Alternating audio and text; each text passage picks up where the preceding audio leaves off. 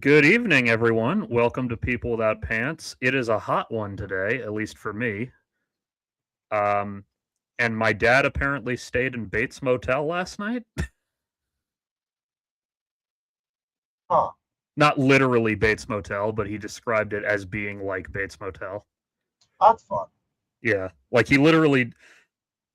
I don't remember the whole story because I frankly don't listen a ton when he talks, but like it was one of those fucking stop in the middle of the night, nowhere's open. This is the only place with vacancy type of thing filled with like really sketchy fucking people who are clearly living in the motel. So he's like, all right, this is what I'm going to do. I'm going to back my car all the way up to the wall so you can't open the hatch. And then I'm going to sleep in my clothes with a can of bear mace in my hand. It's a lot of work. Yeah, he couldn't really sleep. He napped for like a couple hours and then at 4 a.m. woke up and was just like, I'm just getting back on the road. Yeah. That sounds accurate. He had to call two pizza places to find one willing to deliver to that motel. That's great. Yeah. So he got a little tiny, like, personal sized pizza, ate half of it for dinner, and then ate the other half for breakfast at 5 a.m. Well, no one's trying to deliver just a personal sized pizza. Yeah, I don't know if that's all he got, but I know that that's part of what he got. All I know is the story thickens. Thickens.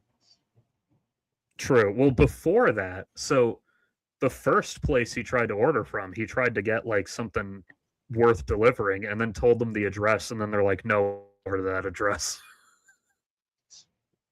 Nice. Yeah.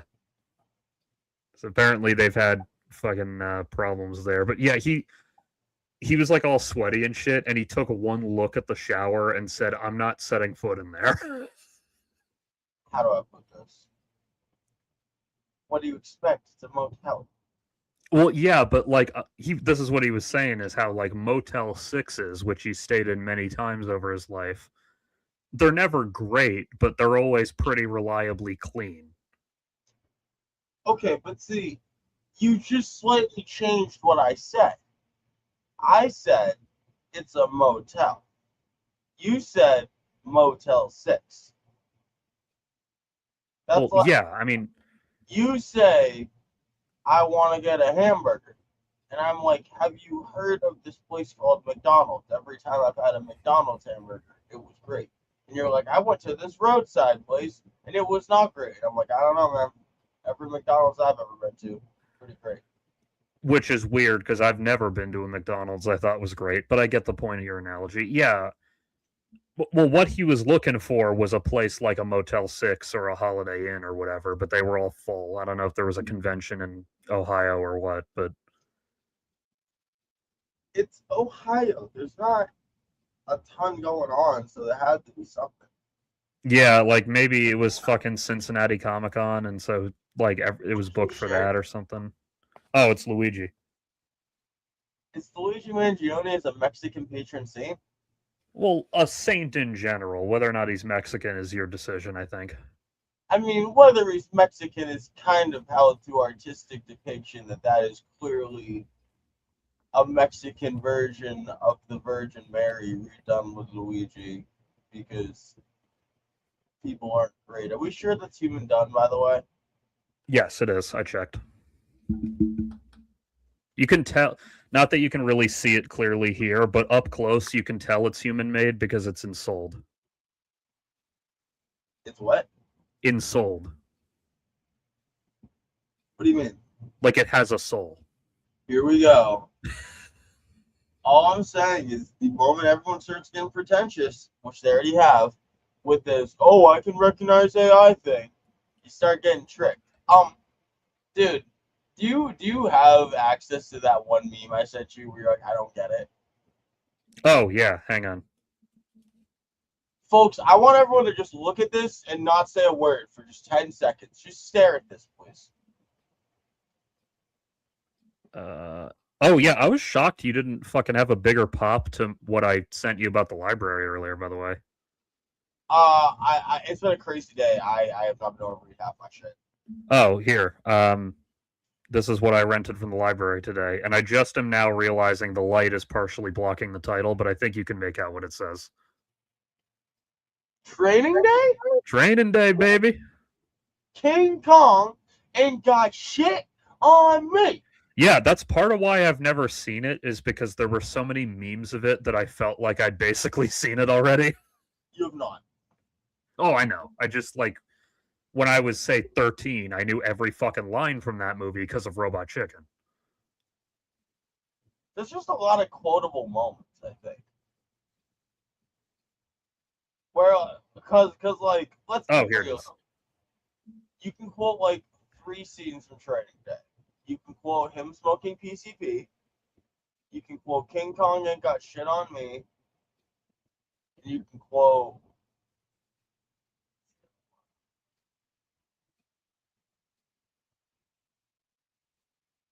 probably something involving the pimp. Well, I remember the reason I said Robot Chicken specifically is because I remember they did an extended parody of Training Day with like Mario characters or whatever. But like they reenacted like 4 or 5 different famous scenes from the movie over the course of the skit and only tweaked the dialogue very slightly. So Yeah, okay, but here's the thing. I think it's different when you got a bunch of Toad Cholos about to drown out Mario in a bathtub, if I'm reading the subtext correctly. I don't know if that was in there, but yeah, things like that were in there. Like Donkey Kong was the drug dealer or whatever. So this is the meme you wanted me to pull up. Yeah. And I agree with the meme. The problem is, and I hate to sound like a fucking British turf making shitty comments about trans women, but when it comes to AI, I can always tell. No, you can't. I'm not saying I'm like a human AI detector. All I'm saying is anytime I have seen an image and even questioned if it was AI, it turned out to be AI. Yeah, so every time you question it, you're right. So how many times get past you questioning it? Not many, because every fucking You image I wouldn't see know. now I You examine wouldn't really know. closely. Oh my god, I feel like I need to pull up like Julius does. The evidence absence, it's not the absence evidence. Oh, And also, there's just the simple fact that I am also seeing less AI in my feed because I've taken to just blocking anybody who uses AI. So when you sent me that meme, I'm like, well, yeah, I am seeing less AI in my feed.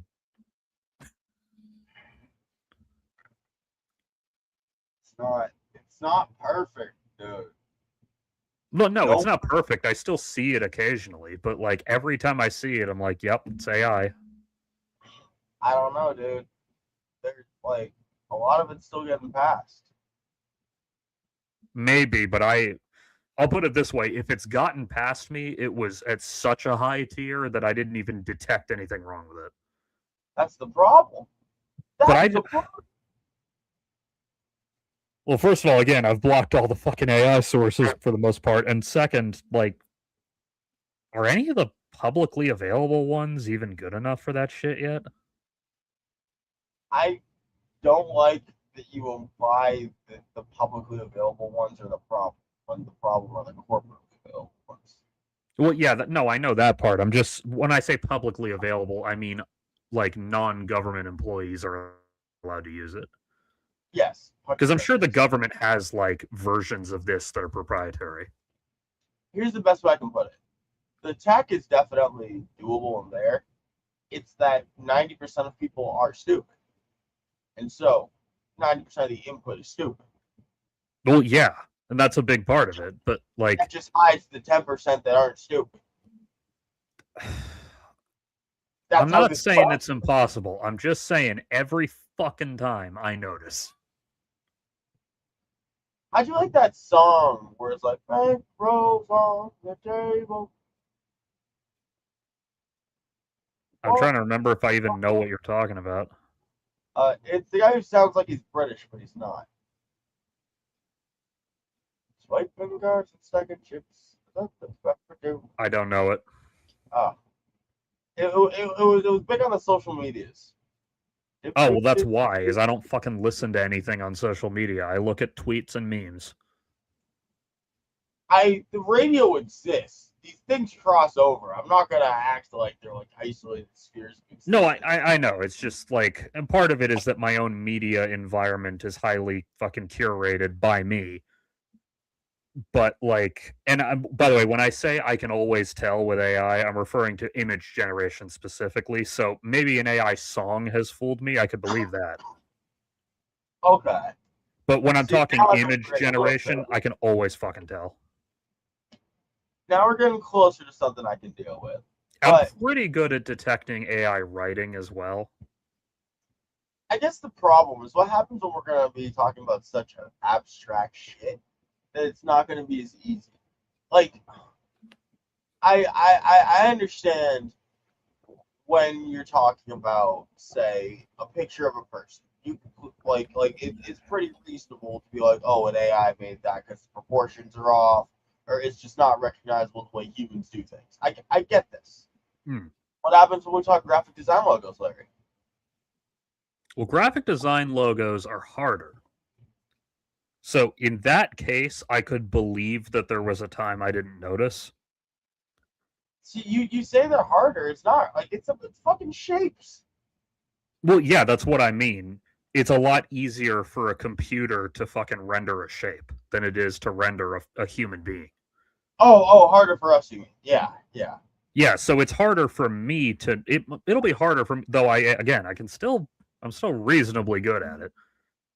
But like I just feel like in like the next 10 years, for example, if I got proposed or if I got shown 10 possible new Google logos, and you told me a person made two of them, I wouldn't be able to fucking tell you.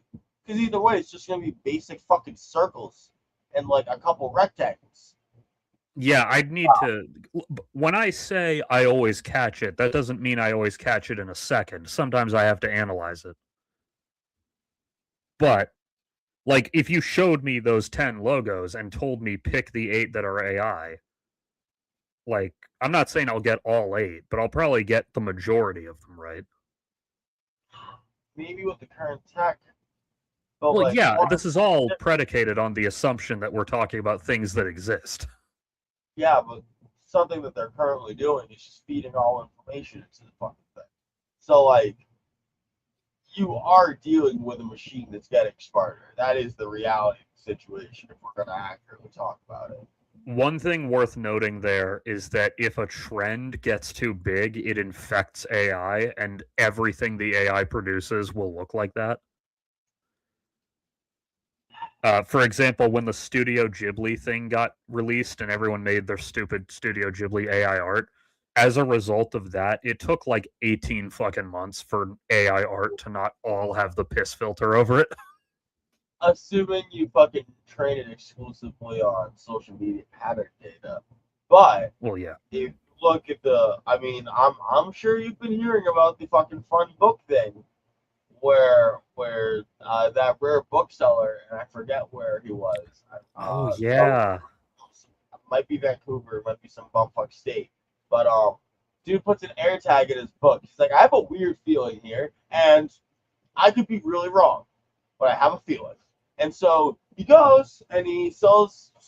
He's like selling rare books and shit out of a bookstore. And now the bookstore sells things online because it's 2026.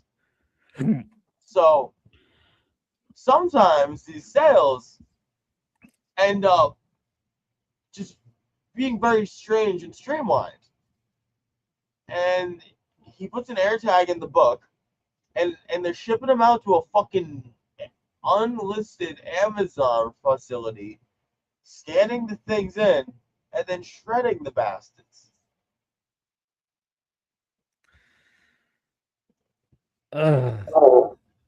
So yeah, no, you are fighting a real Sisyphusian battle if you think this is just social media pattern trading. You see what I'm saying? Like, Oh, yeah, no, they want this to fucking rule the earth.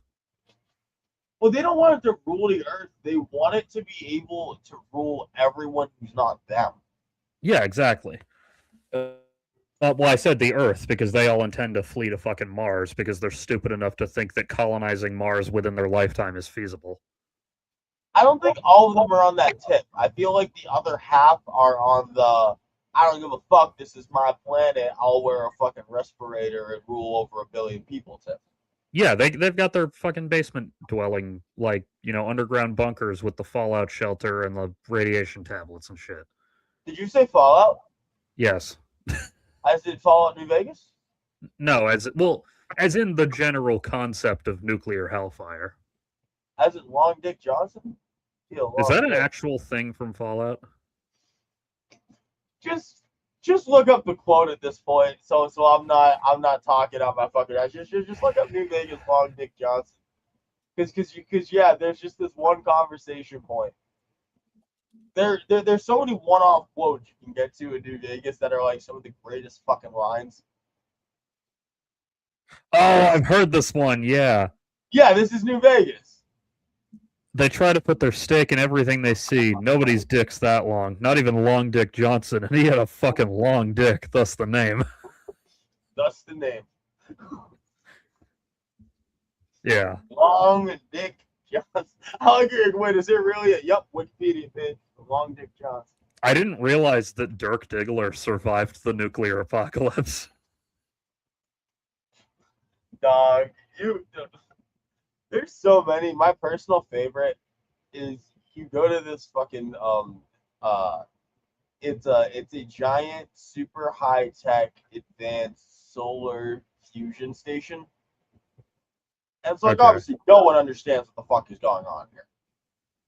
This military army captures the thing from another military army. And so they try to find scientists to get it to work. And so he comes in and they ask him, or rather, he says, they asked me if I knew any theoretical physics. I said, I have a theoretical degree in physics. I've heard that one. Welcome aboard. And now the guy's got it running at 2% of efficiency. And they want me to do more. Like, what is this? By the way, while I was trying to look up this article that I pulled up, one of the autofills was AI detector. And the fucking pithy part of me just goes, I already have 2 AI detectors. They're called my eyes. Oh my god.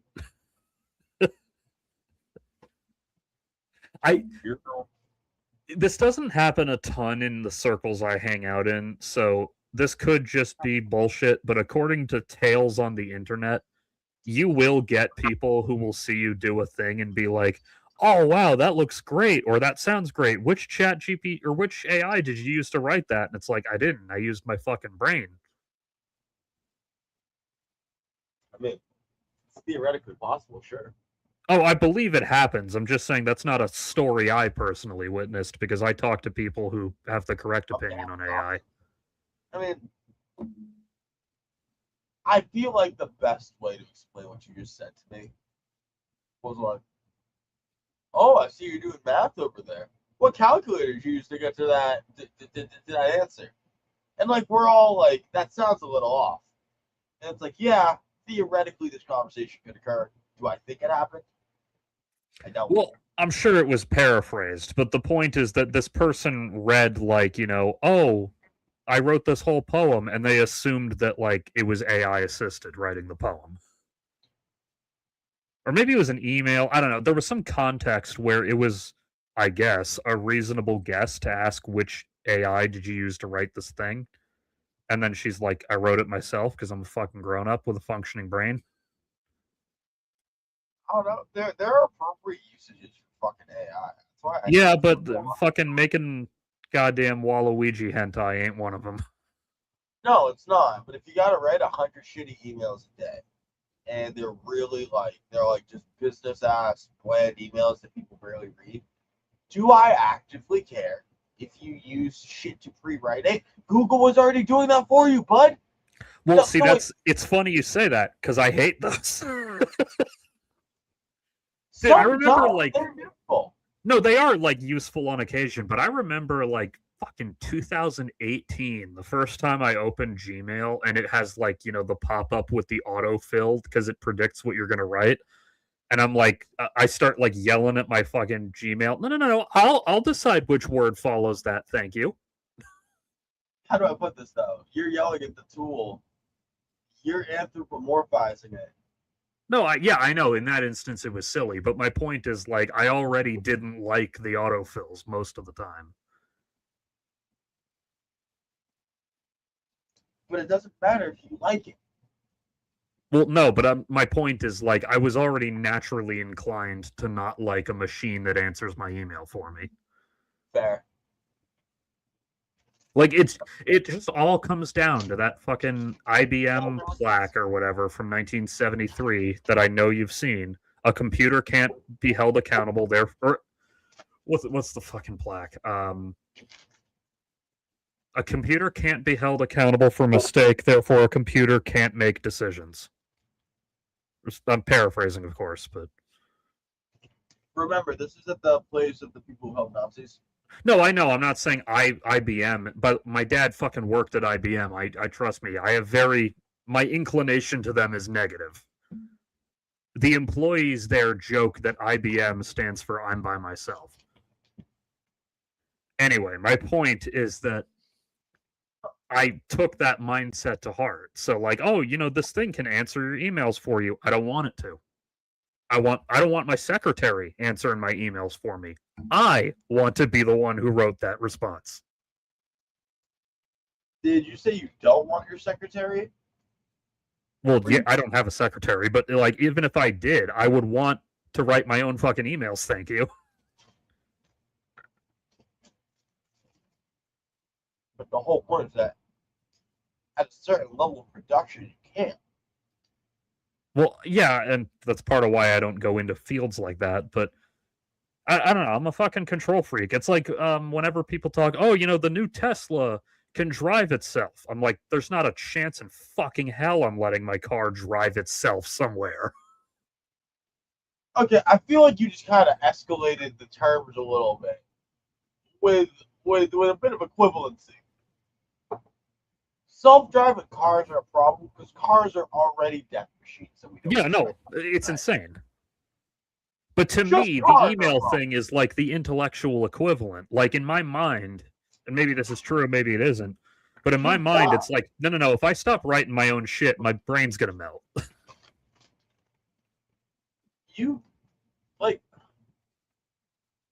That's like saying because you don't run to your job every day, your legs are gonna fall off.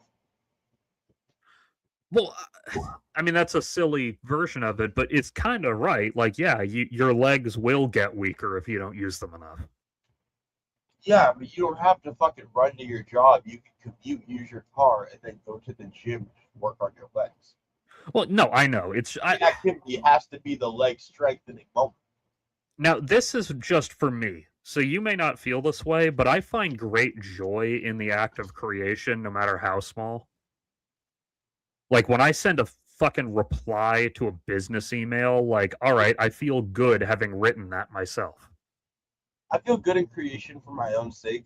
Creation for the sake of others or corporations does not necessarily adequately reward my intellectualism. Therefore, I think completely invoking it is a diminishing of my own skills or value.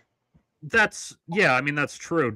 I mean, there's a reason I didn't go into like copywriting or whatever else people with my degree do, because I would hate fucking writing ad copy for detergent boxes. But my point is like, because I kind of like that. Well, yeah, maybe I'd like that in particular, but well, no, what I mean is like you could make a joke like the nerd one. Sorry. When I'm writing something that's supposed to be from me, I want it to actually be from me. Like, even if it's just a quick little, like, yeah, cool. Like, I want to be the one who wrote that because it's sincere. I feel like capitalism inherently drains sincerity by demanding a paycheck. Therefore, inherently needing sincerity from the workers is like exploitation. Well, yeah, and that's why I've chosen to reclaim the concept of sincerity. So, like, no, I'm writing that myself. I mean, That feels like reclaiming it while it's still being used in a problematic sense. And I only have one good example in my mind of reclaiming. And so this is what I'll use. You can't necessarily talk about reclaiming the hard R N word in like 1800s when they're still actively using it so much. I understand we want to, but there's other things to do first to get that. True, but I think the N word is a little different from how was your weekend? Is it a little different? Sure. But is there still the idea that I'm just saying, man, you can't reclaim something while it's actively being used against you. Oh, by the way, speaking of, I'm not necessarily going to click on any of these, but the fucking titles of these articles on the side here are just filling me with dread, man. Like this one, not really, because it's never going to happen. But these, I mean, this one is unfortunate, but it's kind of just an interpersonal interaction. These two in particular just fucking horrify me. I kind of want to see the last one. Can we look at the last one? Oh, I mean, yeah, we can. I was not saying I was unwilling to look at these. I just didn't want to drag you into reading something you don't care about. Also, shout out to fucking futurism.com for letting me actually read their shit without an account. Also, that thing about Department of Homeland Security.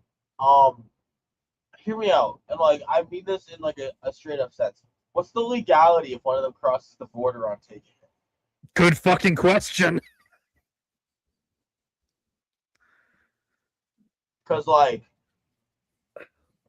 I don't know, bro. I feel like I'd be like salvaging, and I'd have like a magnet. Like I don't know. Like I just Fun fact, everybody, did you know that the average tower with flock cameras on it has about $1,000 worth of gold inside its electronics? I don't know if that's misinformation. I think we need to be careful about that one. I think that was a lie for crackheads. No, I think that. Let me check, but I'm pretty. That one Yeah, came from a source, I believe. Don't get me wrong.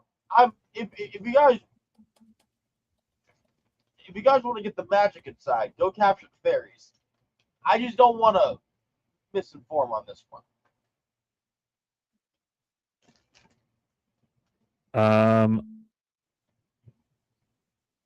Okay, Google's AI was saying that, but it's claiming this article's claiming that the source of that was a joke. I'm pretty sure that was the thing that people were saying to try to get like crackheads to. Maybe. I do know there's fucking copper in there, though, speaking of crackheads, so do with that knowledge what you will. Like $50 a copper in there, no joke. But like I can't guarantee more, and I don't feel comfortable being associated with a statement of that. Just like it would really suck if an impoverished person thought they were getting like a giant come up and like really worked towards this $1,000 and like spent like all their money or whatever, and then couldn't do it. I feel bad. This thing so says never do that, of course, because that would be a terrorist act. We would support terrorist actions here on people without pants. This thing says not $1,000, but it says that a flock camera has 2 pounds of copper and a gram of gold. Okay, there we go. That sounds a lot more accurate. Yeah. Now, granted, that's a Reddit post saying that, but I trust that more than I trust Google's AI. Yeah, that sounds. Yeah, no. That math way works out. Anyway, the point is that we would, of course, not endorse any vigilante actions. Wink. But it would be very. No. Wait. Gotta be very careful with this one. No, hold on.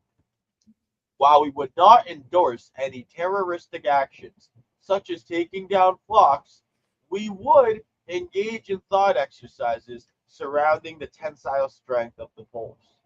True. I will say this. Should some sort of natural disaster, not an act of a human being, take out these flock cameras, I won't be losing sleep. Now, God forbid you were to say use the deflock.me app, or sometimes known as just deflock. God forbid you were to use that to locate a flock camera. Go and approach it. Take a circular saw. about 15 to 60 seconds, depending on your blade. God forbid you were to do this, people could suffer consequences that we don't want here on People Without Pants. That's why we don't support it. God forbid, if you were to say not have a circular saw and instead choose to use something of an angle grinder and take about 3 to 5 minutes instead, having to kind of work it like a tree and make sure you were specifically not under the right side, we would not support that. Now, actually, while I'm here, I want to look and see something. Okay, because I didn't actually know what a flock camera looks like. It looks like this. Yeah. Okay. I haven't personally witnessed this particular type of camera in my area, but that doesn't mean it's not there. I'll tell you what they did in my area. The poles are darker. And they have like things on the poles that almost blend in with the cameras. That's so lame. Yeah. It's almost as if it's like security state set up. Now, listen to this. I like this fucking platform, man. Holy shit. I like the way they write. Normally, you'd imagine huge mega corporations having a personal army, the best lawyers in the world who can spin anything in their favor. You'd certainly think that would be the case for 3M, the industrial conglomerate who got away with permanently poisoning the planet with forever chemicals. Sorry, I've got a gas bubble stuck in my chest. Just checking, this is an opinion piece, right? It's from Futurism, so like it's not purporting to be straight journalism, but it's, Oh no, it's all good. I was just checking.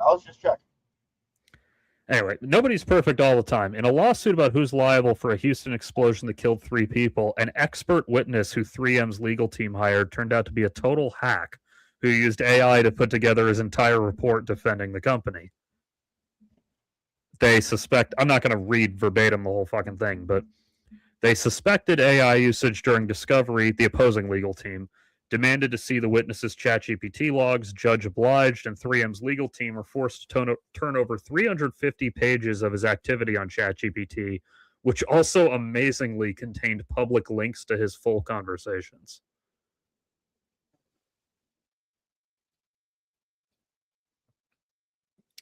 He asked ChatGPT to, quote, create an exceptional expert witness report defending the standard of care at 3M, and that the resulting document should show how 3M is 0% at fault.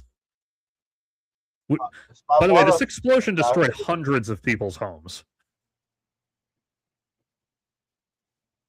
I just want to throw this out here, and I'm going to be very careful how I say this. If you were any person who had any history of cyber awareness, which you do, yeah, but like a lot of people, okay, you would see. I'm not gonna say solutions. I'm gonna say workarounds to some of the things this article is describing. I'm not naming any of them for the sole purpose I'm not associating them with this. Normally, I'm really for the preservation of this information. You'll probably hear me talk about it some other time. Yeah. Do your own fucking logic, people, and think about it yourself if you want to be that demon. But that being said, the fact that none of these were even thought of, and this guy is fully going in a legal case, I think just highlights stupid people are getting caught. But that makes me more worried that non-stupid people aren't. Well, typically, I mean, granted, this is easier to say than it is to prove, but my suspicion is that the non-stupid people just do it themselves. It's got to be a middle ground. Yeah, I mean, I'm sure there's one or two, but because this is not the first time that ChatGPT has been used in fucking case law, so it does happen occasionally. Oh, I will actually bring up an AI technological innovation, though. What's that? So, um, our friends here. Oh, by the Finally, way, the lawyer who did this is also like it doesn't say how old he is, but given that he's been a lawyer for a long time, he's clearly like up there in years. That's probably part of why he wasn't smarter about the workarounds. nah, being older in years, you would actually have more of a thought process for where my head's at with this. Well, it depends how much older. If you're talking like millennial, then yes, but this guy is like Gen X or older, so Gen Xer would know it. Older, we'll question it. But Gen Xers are the ones who made the shit I'm talking about. But well, yeah, but that doesn't mean the scientists from that generation made it. That doesn't mean the average person knows it. well, yeah, it just means that they weren't inundated with shitty thought processes originally. They just chose to go through them. Yeah. But that being said, don't forget, folks, if you're say doing a job application or going through any process where you're worried that the corporation you might be being involved with has an AI, don't forget AIs can be very small things. And I will leave that at that. That's true. Okay, so this is the article you wanted to see. Yeah, dude, I What? had like some dang hairs growing out my tattoo on my back. Oh. And it irritated the hell out of me. I never did think about what happens when hair grows through a tattoo. It's not bad except when it's like a lot of hair. And Yeah. your boys are mediums, so like I'm still like I'm one of the only fucking people my age that I know who doesn't have any. I know a fuck ton. Really? Yeah, Oh wow. Like most people I know have at least one. that's just a social circle thing. Like I know a ton. Well, yeah, I mean that's yeah. But see, that's the thing is that like the type of social circles I hang out in would have always, or at least for the last say few decades, having tattoos wouldn't have been weird in those social circles. But now it's like even from when I was a kid, it's shot up. Like I remember when I was a kid, like no one had fucking tattoos in college really, unless they were like a tattoo person. Whereas now casuals have them. Are you sure? I mean, because like casuals always have tattoos. From my experience, it's just where they have the tattoos. Do you ask to see them? Well, I mean, there's that thing. I'm not saying I saw every one of these people naked, so maybe they had a tattoo I didn't know about, but like I don't know. Like I remember when I was say in 3rd grade, you'd occasionally interact with high schoolers at some fucking, you know, what do they call Big Brother, Little Brother, fucking Yeah, event? that's illegal. What is? You can't tattoo a kid legally. No, I mean like the 18-year-old high school seniors did Yeah, not have but like, any visible tattoos. yeah, but that's people who just turned 18. Like, Yeah, but now, like, by the time I got to high school, the kids who had just turned 18 had tattoos. that's just because they're cooler than you. Maybe, yeah. It was funny. You could always tell who had cool parents because if they had cool parents, they were suddenly covered in tattoos at age 16. And if they didn't have cool parents, they were suddenly covered in tattoos at age 18. In Massachusetts, you can get a tattoo at 16 with parental permission, which means that some kids did actually manage to talk their parents into signing off on that. Or just forged papers. Well, or that, or got it, under the table somewhere. But the people I'm talking to, the tattoos they had were too nice to have not been done by a professional. Forgery is still an option. No, yeah, I mean, maybe. But my point is that they still went to a professional. They didn't have it done by, like, some guy in his basement. Those two things can be mutual. Yeah, it's true, but Personally, if you were going to talk me into getting a tattoo, which it wouldn't take a ton to talk me into, but if you were going to talk me into it, I'm going to some like a professional fucking place. Oh, my friend's cousin can do that for $30 less. Yeah, and I'm not going to your friend's cousin. See, literally in 99 out of 100 situations, I agree with you. I I happen to know the 1 out of 100 situation where that does, Well, yeah. but that's because I'm me and I know some people. Well, yeah, exactly. I mean, I know like a couple people who are good enough at electronics that I would trust them to fucking update the software on my computer, but by and large, I would not trust a normal person to do that. I was normally that guy. True, yeah. I guess I'm lucky. I don't know if I'm lucky or unlucky, but every time I have a computer problem, it's severe enough that like chances are the store is just going to give me a new computer. Or you never knew how to handle. Well, maybe, but my point is I don't have a ton of minor computer problems. Fair.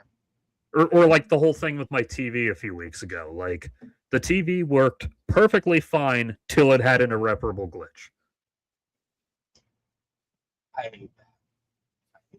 It's whatever. I'm a fucking Roku evangelist now because my TV was way out of fucking warranty and they still were like, "Yeah, here you go, new TV."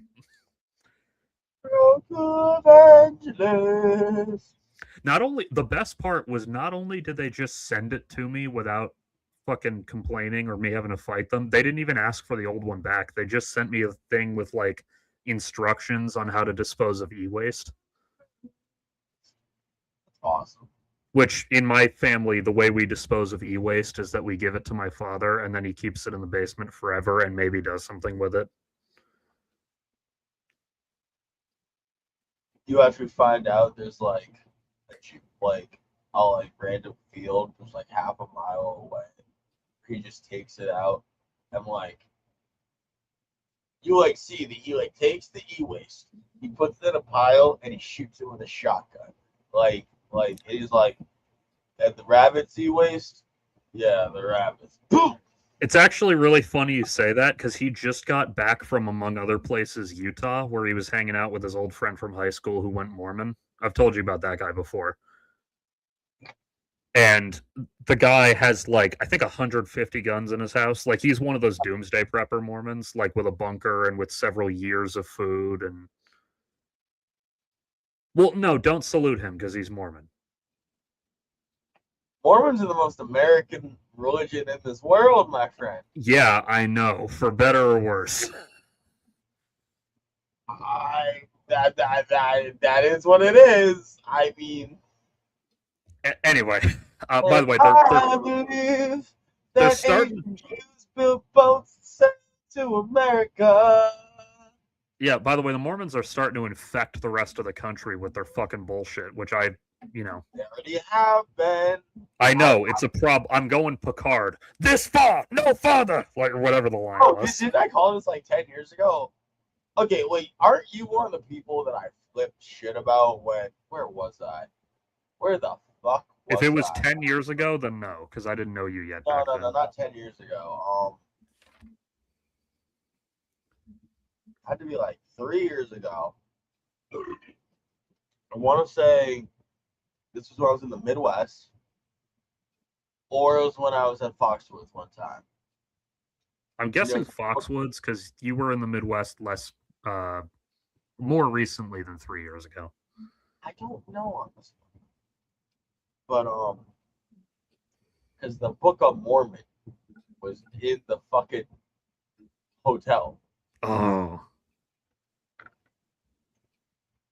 And I got really mad. And that was like one of those Mormon hotline numbers, like that. Wait, so when you say the Book of Mormon was in the hotel, I thought you meant the play was performing nearby. Do you mean the hotel simply had a Book of Mormon in the drawer? Yes. That's so lame. I mean, it's lame enough when they have a Bible in there, but at least the Bible applies to a bunch of different religions. Doug, when I saw a Book of Mormon, I was like, oh, Wow, that's terrible.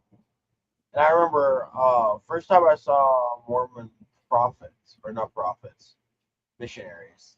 It Oh was God. 2021. I was in uh, Air, Air, Massachusetts, and I was at this random bar, and I see these two women in pleated dresses, and I'm a social bird. I like talking to people, so like I'm like chatting for a while, and they were the missionaries up from Utah on their fucking what do you call it trip? Mission. Yeah, just on a pure ass mission.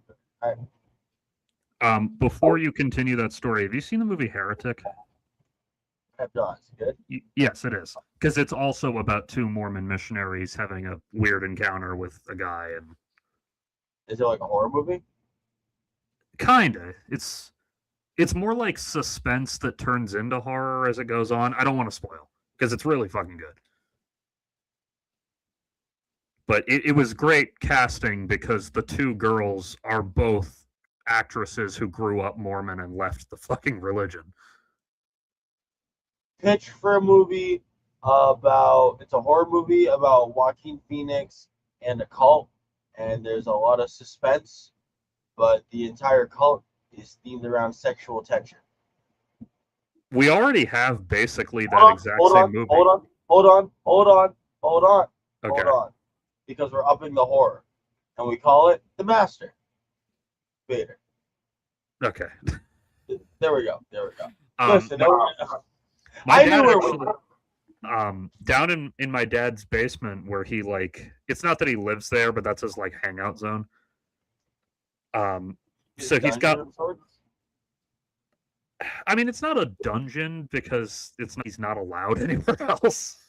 It's a fungeon because he Well, is the it's it's his dungeon in the sense that it's where he goes where he's allowed to play the music as loud as he wants because the rest of the house can't hear it. It's Anyways, his torture chamber. what? It's his torture chamber. Well, I think he's having fun. It's the torture chamber when I get stuck down there, but anyway, he's got like bookshelves there with all his old fucking World War II shit on it. And when we were unpacking that stuff when we moved here, I was like, why the fuck do you have a Book of Mormon? And he goes, oh, yeah, my friend, whose name I won't say, but he gave that to me like 30 years ago when he thought he could convert me.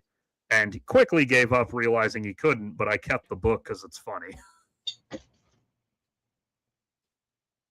The guy was like, "So listen, how do you feel about your own plan?" Oh, yeah, my mom's not really religious. I don't know if she'd call herself an atheist, but she clearly is. She, she's I she's a wouldn't think anyone what? clearly is the way you define atheist. Well, okay, she calls herself a recovering Catholic, which many people use as a joking term. What they mean is atheist who feels guilty about it. What they mean is agnostic. Be honest here. Well, yeah, but in my mom's case, like she'll just explicitly say, like, yeah, there's no fucking God. So it's like, yeah, okay, you're an atheist. So she grew up more religious than my dad did. They were both ostensibly Catholic, but my dad's parents were Catholics in the sense that, like, sometimes they'd go on Easter, whereas my mom's family was, like, actually Catholic. So she, not that she was ever really a believer, she got kicked out of Sunday school for a reason, but that like lingering openness to the possibility of God persisted a little bit longer into adulthood. And my dad's friend sniffed that shit out like a fucking truffle pig. And he was like, do you want to learn about the fucking Book of Mormon, Brenda? Look, I got the Book of Mormon. You want to learn about it? And she's like, thank you. No, please go the fuck away. See, you say that. I got kicked out of religious school as well. But I'm a very spiritually inclined person. There's all different lanes. Oh yeah, my mom kind of is too. Like she's interested in it theologically. It's just that it's just the problem is when you're a curious child who asks a logistical question about the ark, the Sunday school teacher isn't gonna fucking take kindly to that. Well, the problem is just realistically, the Catholic Church has never been one to embrace academics except in very small situations. True. I mean, bro, don't get me wrong. Think about it. If me and your mom had, say, been put into Jesuit schools, we might work for the church. Sometimes that's how that shit goes. I doubt it in my mom's case, but she certainly would probably have like a nicer overall opinion on them. Dude, I can see myself working for the church. Yeah, I mean, my mom donates stuff to the church, so it's not like she's It's not like she catches fire when she sets foot in it. It's just that like cause she takes my grandma there every Sunday, I mean, it's and a solid career plan. yeah, sometimes she even gets stuck going in, and she can put up with it for an hour or two. It's just that she doesn't believe in any of it because it's fucking silly. Here, don't be a goof. Yeah, You and your ingenuity. Shut up. honestly, as far as like fucking churches go, the one near me is probably one of the best.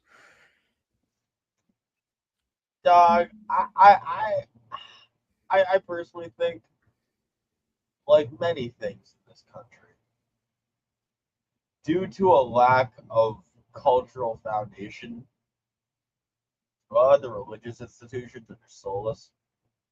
Oh. And that's part of the reason there's such a decline of like people who believe in shit. Yeah, I mean, which I is don't know. good in my opinion when it comes to religion, but is bad when it comes to believing in other concepts. Not all religions are hateful. Get off your high. No, I'm not fucking saying that they're all Hitler. I'm just saying that I like when people don't believe in religion. But I like when people like believe in Confucianism and Taoism and shit. Well, yeah, there you go. See, that's the problem. Oh, well, is it a problem or does it mean it's complicated? Well, no, what I was saying was that when it comes to religion, in my opinion, it's good, but in my opinion, it's bad when it comes to other philosophies. Isn't that just everything gets corrupted by shitty people? I mean, frankly, yeah, if we're talking one truth of the universe, it's that. It's that if like shitty people see any power structure that they feel they can exploit others in, they will immediately join that into the highest extent of their abilities, self-insert and manipulate the facts of the situation to better themselves. Like, I don't know, I feel like that's the problem in government, in religion, in corporations, in fucking food, where Roy Kroc goes and fucking starts putting sawdust in the milkshakes. Like in fucking everything from the shitty middle manager at your job who tries to fuck with your time punches, up to the goddamn giant CEO who's like, you know, who cares if the flock cameras are destroying civil society? Yeah, It's the same problem. so I don't want to go too far off on this, but I'm sure you've seen the stats how Gen Zers drink a lot less alcohol than other people do, right? Yes, yes. And there's a million speculations as to why. Frankly, I think all of them contribute. Because going out to drink is expensive. Like, because weed is legal now and they smoke weed instead, or they go out less in general because they're what?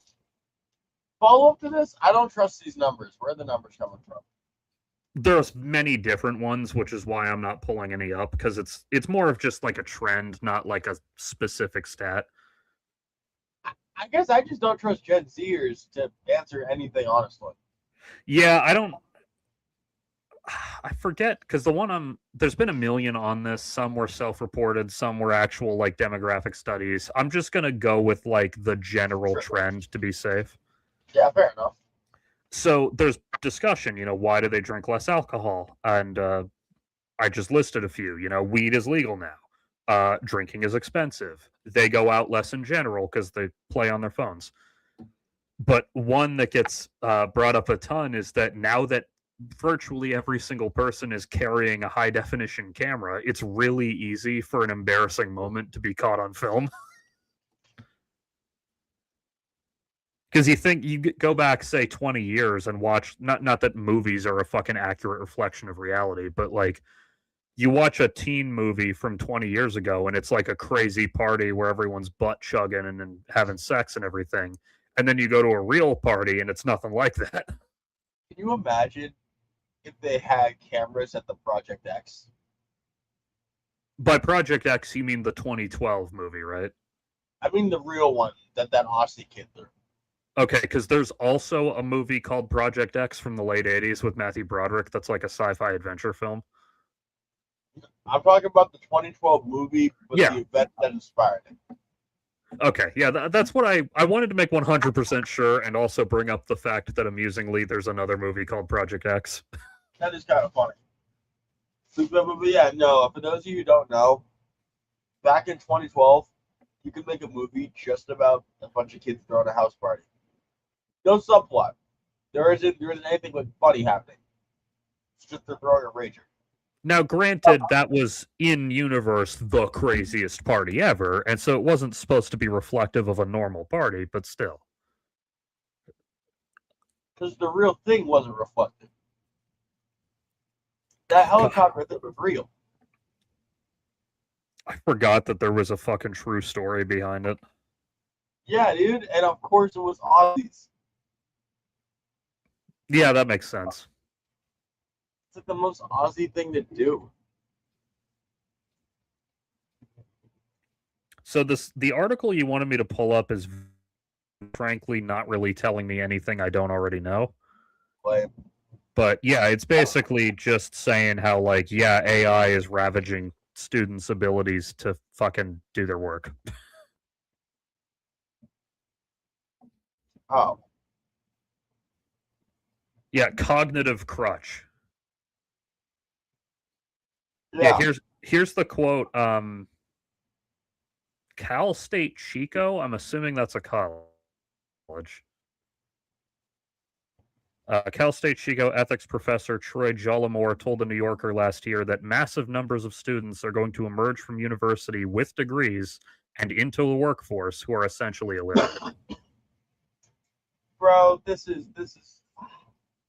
I'm sorry to say, some of this is fear mongering too. Some, yeah, that is true. That it's happening, as with all decline, it is happening slowly. Well, no, I mean, okay. A calculator did not destroy people's ability to do math.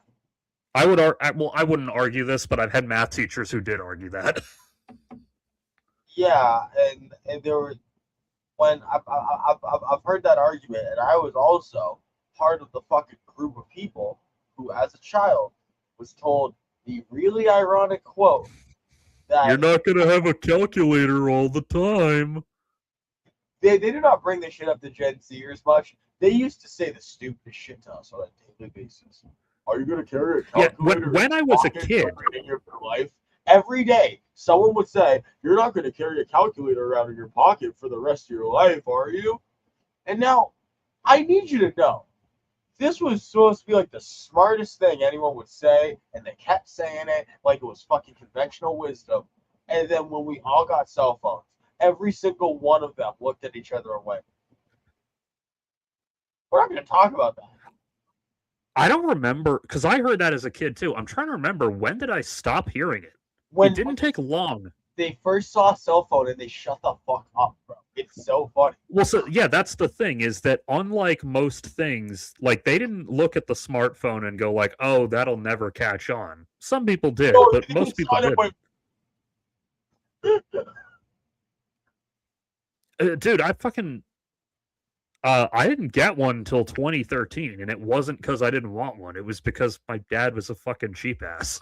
I once again want to reiterate, you don't need a calculator you need a smartphone for calculator. Yeah, that's true. The the more high tech flip phones had them sometimes. A fucking track phone had them. I don't think my first cell phone had one, but I had a track phone that had one for sure. yeah, I just had a flip phone that I kept till the fucking hinge broke, and my dad finally let me buy a smartphone. But By the way, just trying to think. I'm sorry. Go ahead. your shirt. Mm. We we did not announce or speak on his statement, did we? I have it open. Don't worry. Nice, nice, nice. Not that Okay. it's that interesting, but I have it. Well, there's a bunch of interesting things. Like, folks, I did it. Larry can be proud of me. I mean, well, Larry already knows. Fucking Melange. Melange. Um, I have been consuming Doom at a crazy rate. Wait, Doom or Dune? Because those are two different franchises. Both. But well, Okay. I've been consuming Doom by living in of fucking postmodern capitalism. I've been consuming Dune while consuming Doom. But yeah, no, I cruised through a lot of Dune. My favorite part was when Timothy Chalamet turned to Zendaya and said "Mélange à toi," and then played a guitar and then jumped into the orgy in the CHP. And I have to ask because I got a couple friends who are nerds who have been telling me to do Dune for a while, and it's funny because I told all of them I'm gonna get to it, and then the new movie series came out, and they're like, "Is this your excuse?" I'm like, "No, I'm still gonna get to it, and I'm not gonna watch the movies. Don't worry, I'm not spoiling my diet, but I'm still not doing it yet." And then this month, I was like, "All right, it's time for more deep." I started because my mom, or not my mom, my grandma bought me the complete 6-book box set of the originals for Christmas in I think 2020. Because she knew Yeah. the movie was coming out the next year, so she was like, "Oh, I should get him these so he can read the books before the movie came out," and I did. Wait, when'd you read them? I got them for Christmas of 2020, so I read them in like early 2021. Okay, thank God that you like read them as an adult, because like most people I talk to read them in their gifted kid phase. Yeah, apparently, because I remember the first Dune actually has a really extensive Spark Notes section, which implies that it gets assigned as like assigned reading at schools. I've heard one or two people who have had that experience actually. Yeah, our chatter Zoe Bowie actually at her high school took one called fantasy literature, like one of the English electives, Sick. and they literally among others, don't worry, it wasn't all this, among others they got to read the Star Wars Darth Bane trilogy, That's sick. and he even showed them the movies first and then like kind of gave them the book. There was a bunch of other like fantasy shit in that class. I don't remember all of it because I didn't take it myself, but Bro, this series is insane. yeah. And it Um, gets wait till you get to fucking Chapter House. so so this series is insane, and at the same time, it's really funny because like I could see for a few decades how no one who ever took drugs was really amazed by this. And Yeah, there's I'm like, okay, I see what your Tuesday was. I feel you. the section in the first one where Jessica takes the water of life or whatever it is. Yeah, That's the dude. part. That's the part where I was reading it and I was like, "Oh, he's just describing an acid trip he had." Yeah, like, and then later, I think he was like, Paul trying to balance all of his visions at the same time. I'm like, oh, you got too high. I see what happened here. So what I did with Dune, I didn't insist on reading the whole series before watching any of it, but I was like, all right, I have to have finished that installment of it. Fair. Um, That's all I'm specifically, doing. Well, specifically, what I did was I read the first three, like really quickly, because that's as far as the TV adaptation from the early 2000s got. Seems so weird to do 2 and 3. Well, I'll explain in a minute. So, because I wanted to watch the previous adaptations as well before watching the new one. Mind you, I have only finished 1 and 2. Do not say a fucking thing about the third. I won't. So what they did was they did the David Lynch movie in the 80s, which no one really liked at the time. Now everyone likes it. Not so much because of Dune, but because it's like its own weird thing. It's just neat. Yeah. And then there's the Sci-Fi Channel miniseries in the early 2000s. I think it had 3 episodes. They were each like 90 minutes. William Hurt played Leto, actually. Leto Sr., that is. Leto the First. Yeah. I won't spoil anything about what happens to Leto the Second, other than the fact that he's played by. No. I was just gonna say the actor's name. No. Okay. No. Okay, Nothing. I won't. Anyway, they did a 3-episode miniseries of Dune, and then it was reasonably successful, at least by Sci-Fi Channel standards. So a couple of years later, they did another 3-episode miniseries adapting both Messiah and Children. Because those two together are basically the same length as the first book. Yeah. I mean, I will say that their 90-minute adaptation of Dune Messiah hit all the important beats. Dune Messiah is fucking quick, dude. Yeah, those miniseries aren't amazing. Like, I kind of call them community theater Dune, just because they're so low budget. Well, bro, Dune Messiah is not great. It's not a great book. Well, I really loved the book. The TV adaptation didn't do it perfectly. Sorry, that was my mom. Yeah, like I said, community theater Dune, just because production values are pretty low, but the actors are doing their best, and they even get a few famous people, like Susan Sarandon shows up in the Children of Dune miniseries. But yeah, the miniseries was called Children of Dune, even though it adapted Children and Messiah. So, really weird that it's called Children of Dune. I understand that the naming things are what they are, but it's Arrakis now. Well, Arrakis was always the official name of the planet, but Dune was like a nickname. Yeah.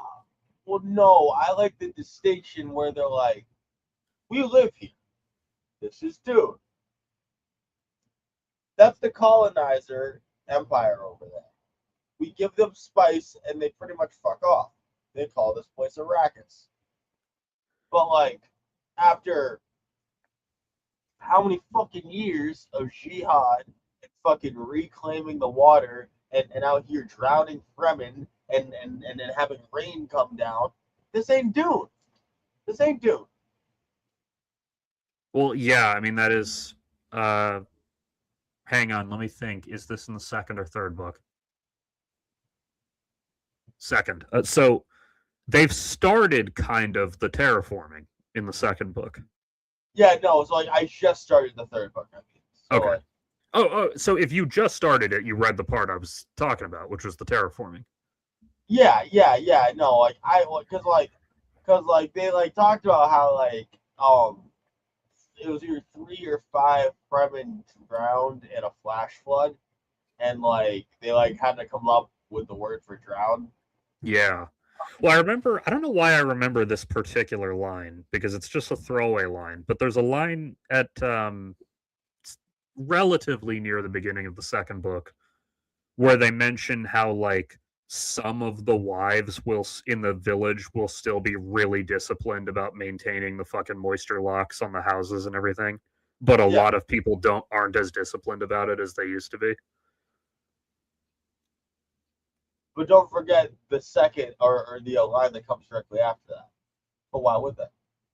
Well, yeah.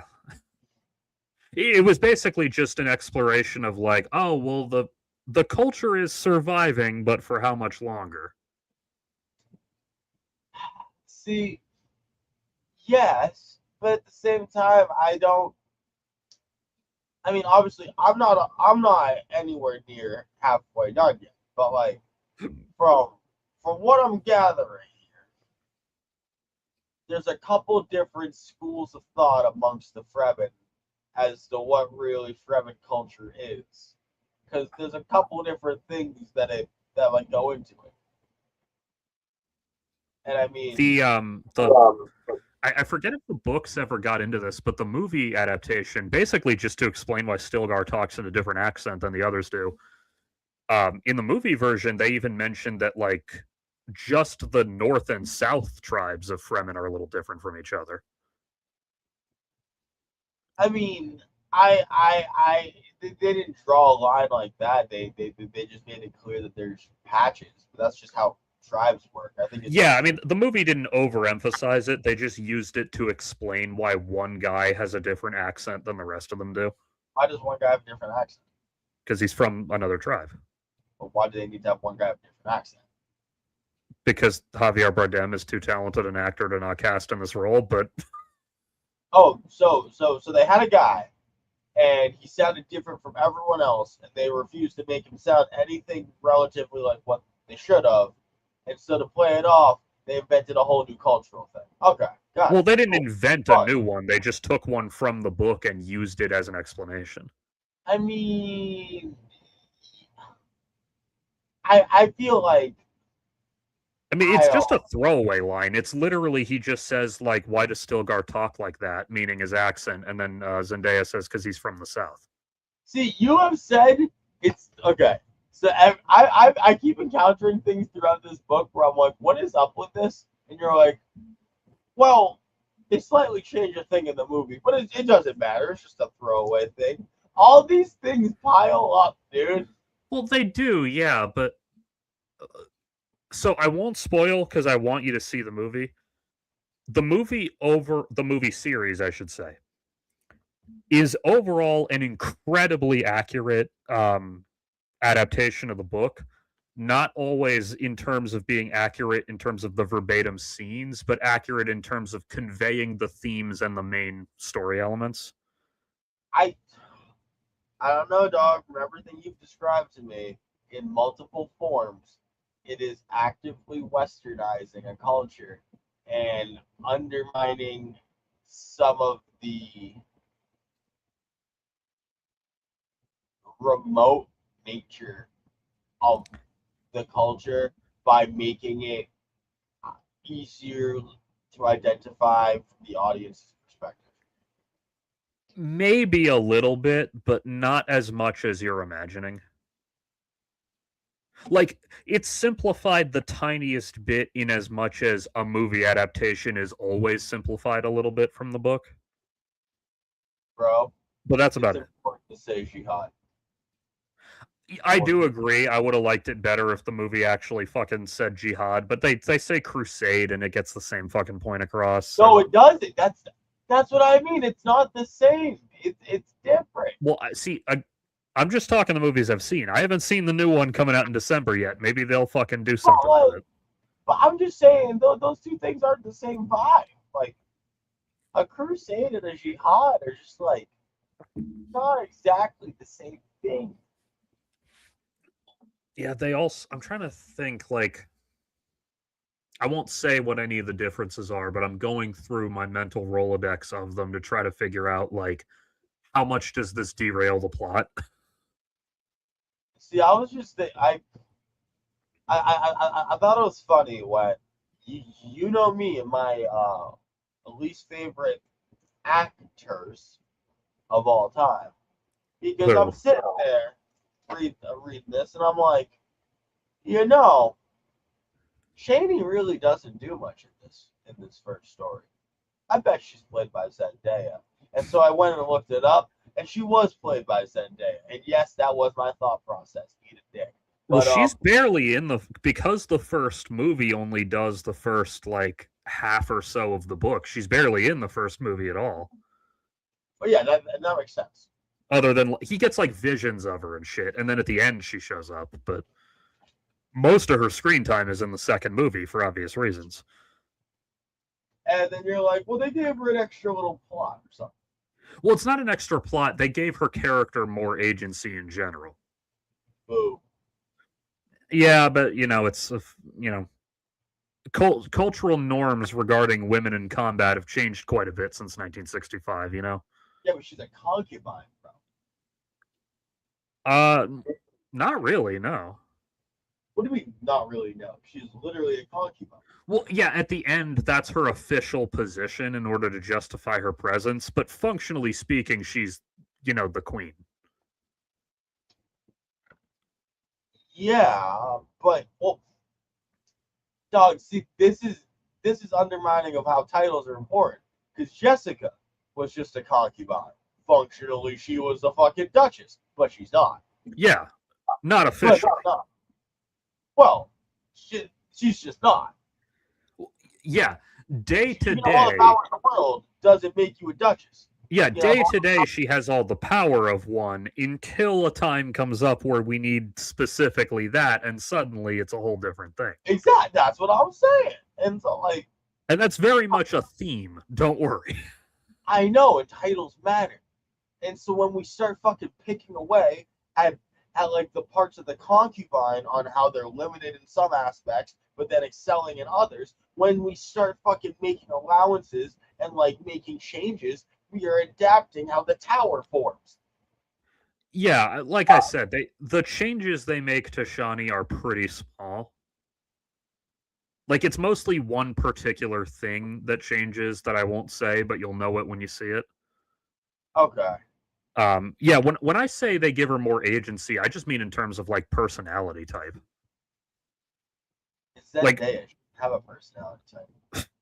like her character's role in the story is the same. It's just that sometimes they tweak like the dialogue.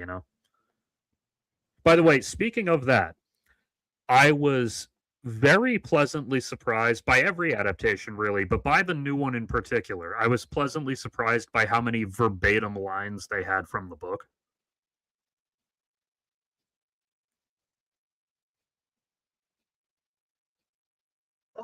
That's neat. Like, yeah, I mean, I'm not even talking like important lines. I just like you didn't need Leto to say the exact words, "They have tried to take the life of my son." Like you could have said that in different phrasing and it would have worked the same. But in tribute to the book, they throw it in there. Now, granted, they only throw it in once rather than the like 7 times he thinks it in the book, but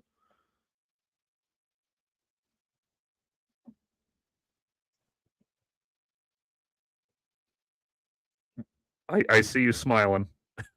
I just Leto 1 is like he's cool, but at the same time, you stupid motherfucker. Yeah, Oh, he God. he knows it's a trap. He walks into it with his eyes open because he thinks that he can maneuver around the spike pits. And for a while he's right until he very much isn't. Like, okay. It's no, because what it comes down to is when you get to the end of the first book and or the second movie, and you have realized all the different powers that are in play here, you're cracked. Whoever fucking thought anything, bro? Yeah. Like, I mean, like, okay, so I get it. He has no idea about prescience or about like half of the Benny Gesserit tricks, even though he should, but whatever. He knows more than the average person does, but Yeah. He knows more than the average bear, not as much as he should theoretically. But whatever. The fact that he somehow has super military general masters, has no recon about the fucking planet, even though a bunch of outsiders have been tramping around doing a bunch of shit for a while here. It's kind of laughable. well, he and to make another Star Wars sequel trilogy connection, he pulled a Last Jedi Luke Skywalker. He bought into his own press just a little bit and thought he could do the impossible. I mean, he could have if he had information. By the way, I forget if the sorry, go ahead. I just get frustrated that all the things that the smugglers had access to outside of the Fremen, outside of the Harkonnens, that like that the Duke was not more fucking tied into, and he kind of just rolled into the fucking city like, I'm just learn water discipline on the fly. Like, so did the book mention his piloting or no? I think so. He's good at it, right? Okay, yeah, okay. I just wanted to make because in the movie when before they leave for Arrakis, he has that whole like heart to heart with Paul about being called the leadership and everything. And in that scene, he comments that when he was Paul's age, he wanted to be a pilot, which is notable for two reasons. One, later on in the movie, we get to find out that he's pretty good at it. And two, he's played by Oscar Isaac, which is funny because he did play a pilot in the Star Wars movies. I don't remember the line about wanting to be a pilot. Maybe that line in particular was original to the movie. But yeah, he like in that scene, he says, when I was your age, I wanted to be a pilot more than anything. And then leadership called to me. And also, I hate that because that slightly diminishes the great houses. Yeah, but I like to think the child Leto just popped out the cut. He was like, I want to be your military general. Give me all the books of Caesar. What's funny? Since you finished the book, I can bring this up. I think, was it Heretics? I'm looking at my Dune shelf. Yeah, Heretics of Dune. Briefly does mention the first Leto II. Wait, first Leto II? Oh, damn. Yeah. Dead baby. Well, yeah, because at the beginning of Heretics, some of these scholars are talking about the Atreides family line, and they mention Leto II, meaning the one from Children of Dune, and God Emperor of Dune. And one of the other scholars brings up, technically speaking, he's Leto III, because they have another Leto II who got killed as an infant.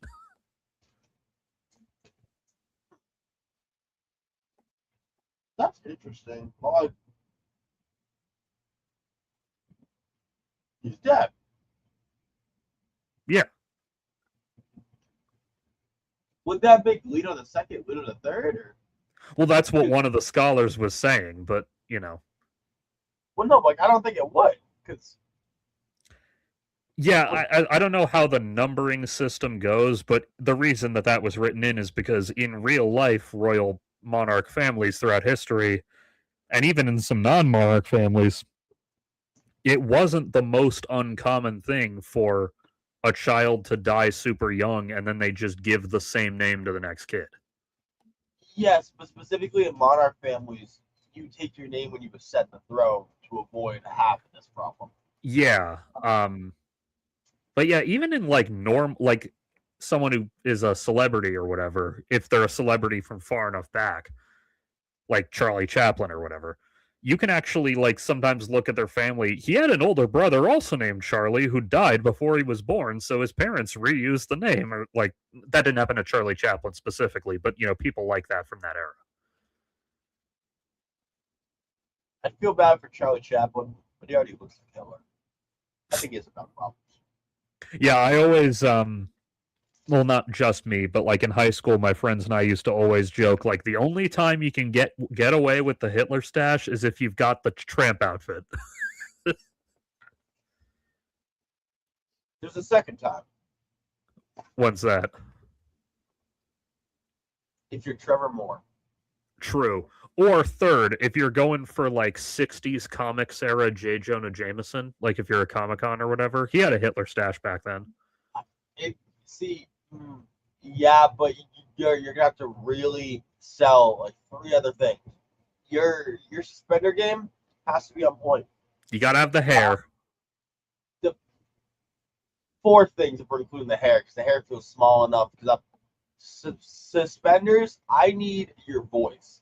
I need to be able to hear you across the room and know Parker! that. Bring me pictures of Spider-Man. So, two things about that. First of all, I've joked about this for years, how every version of Jameson since the Raimi movies is either J.K. Simmons again or someone doing a J.K. Simmons impression.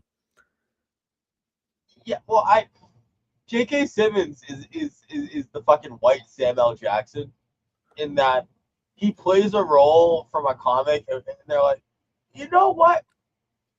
It should be like that. Well, in Samuel L. Jackson's case, they literally got his permission to use his likeness like decades before the movie was made, with the agreement that when they made the movie, he would play the role. So that's why Nick Fury looks like Samuel L. Jackson as early as like 2002. Yeah, but then there's also like, I think about how like his Star Wars character is just like Sam-elified. Well, actually, it's kind of the opposite problem almost. Mace Windu, he's really playing against type. Not to say he does bad in that role, but he is very much playing against type. But anyway, the thing I was saying about Jameson, so clearly what happened with J.K. Simmons was that the spirit of J. Jonah Jameson possessed him.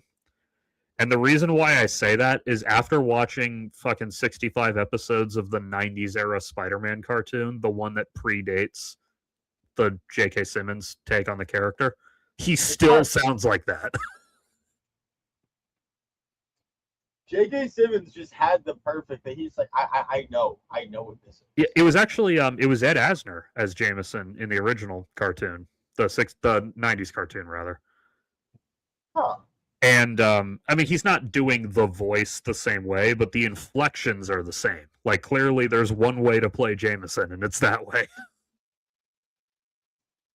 I mean, yeah, to be fair, it's like you take Perry Como from the Daily Planet. You mean Perry White? Yeah, sorry. That Perry Como's a different guy. Yeah. Perry Como's the jazz guy.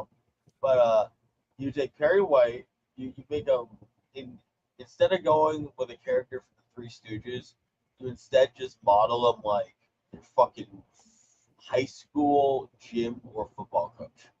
High school football coach. You're gonna dress him up in like some New York swagger. Make sure we emphasize this is real New York, not a hypothetical New York. And then you just give him that like. Don't make him Italian. Don't make him racially distinct, but make him yell in the way that you know New Yorkers yell. I think that just is what J. Jonah Jameson is. So I don't know why this is going around. My interactions with Twitter are limited right now because my fucking account is still banned for no reason. But so I go on there a little bit, but not a ton. For some reason, there's all this. They're mad about what you say on Twitter. Yeah, I know. People mad about what works. All my fellas, Nazis, fella. So, for some reason on Twitter, there's a whole bit going around about like transgender Spider-Man. What about transgender Spider-Man? Like just the hypothetical concept of if Spider-Man were to become a woman.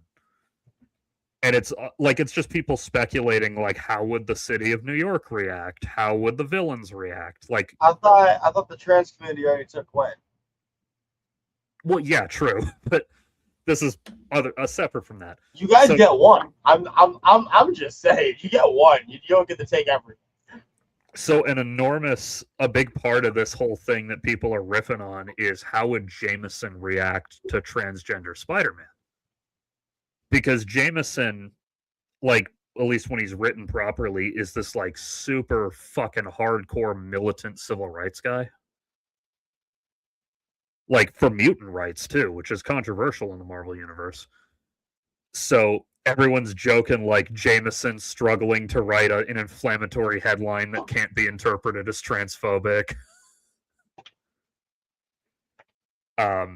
there was someone made a little like fan art web comic of like trans Peter, who I guess is named Petra in this version. And then Jameson comes out like he always does, Parker! And then he looks, sorry, is Parker okay, or do you prefer Petra? Parker's okay. All right then. Parker, I need my office. I need you. Boo. Why? Pandering. It's Boo. fan art. It's not. They're not making money. Dog, okay, I don't know. Here's my thing. Spider-Man gave us all a standard that we should think about, in my opinion. Miles Morales is better than any race swap character you could ever make or roll over. Why? Because he is the character with his own identity, background, and importance. And as much as I love representation, I do think it's problematic when we just try to take any character and swap its features that we like or don't like. Yeah, Because you're people kind are of not right. logical beings. I do agree. This is just fan art, so it doesn't have to be taken very seriously. So I know, but like, it should be in the back of our heads. I feel like, just because otherwise we end up celebrating shitty representation. So, as somebody who doesn't get upset when they race swap or when they have like a fucking like affirmative action legacy character or whatever they call it, because I'm an adult, so having a black superhero doesn't upset me because I don't know, I'm a big boy.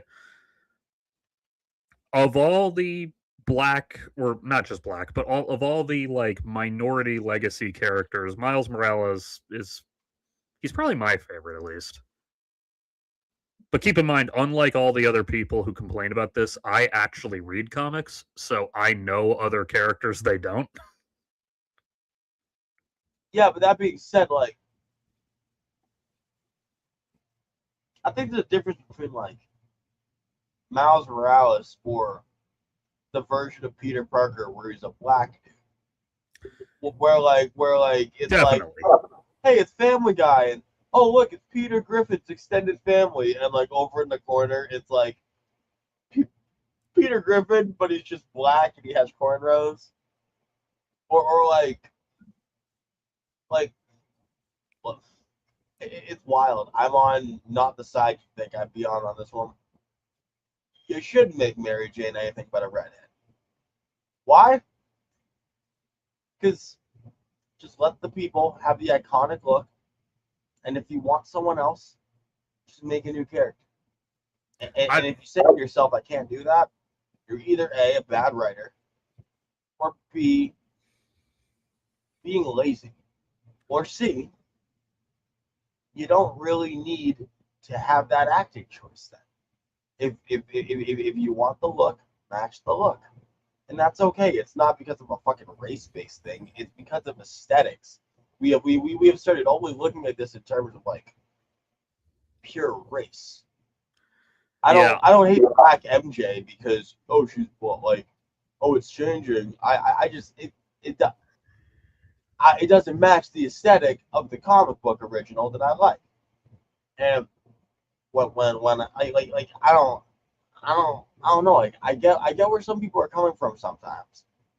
When I think the issue gets mixed up and it turns into a giant PC thing, where I don't want casting to be directed by outside factors.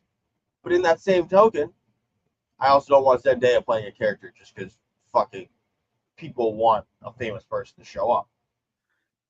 That's gonna happen.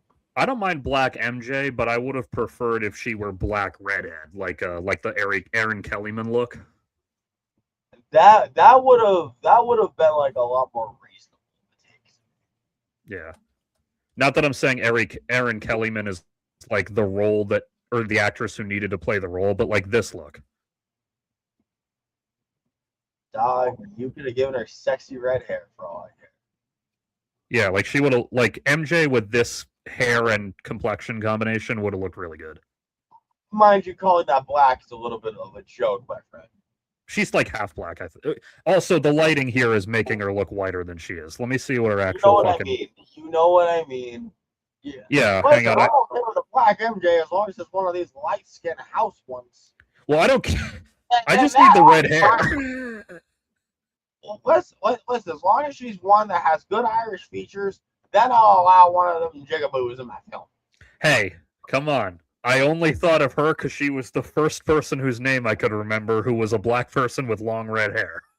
Listen, I can't think of many black people. You should be proud of me that I was able to come up with one. You should be proud of me for not going with Malcolm X because that was the first one I thought of. Dude, once again, I gave you Sexy Red, and you just didn't even take the layup. I don't know what that is. That's a person. Okay, I didn't know that. How was I supposed to know that? I don't know, dude. Have some media awareness.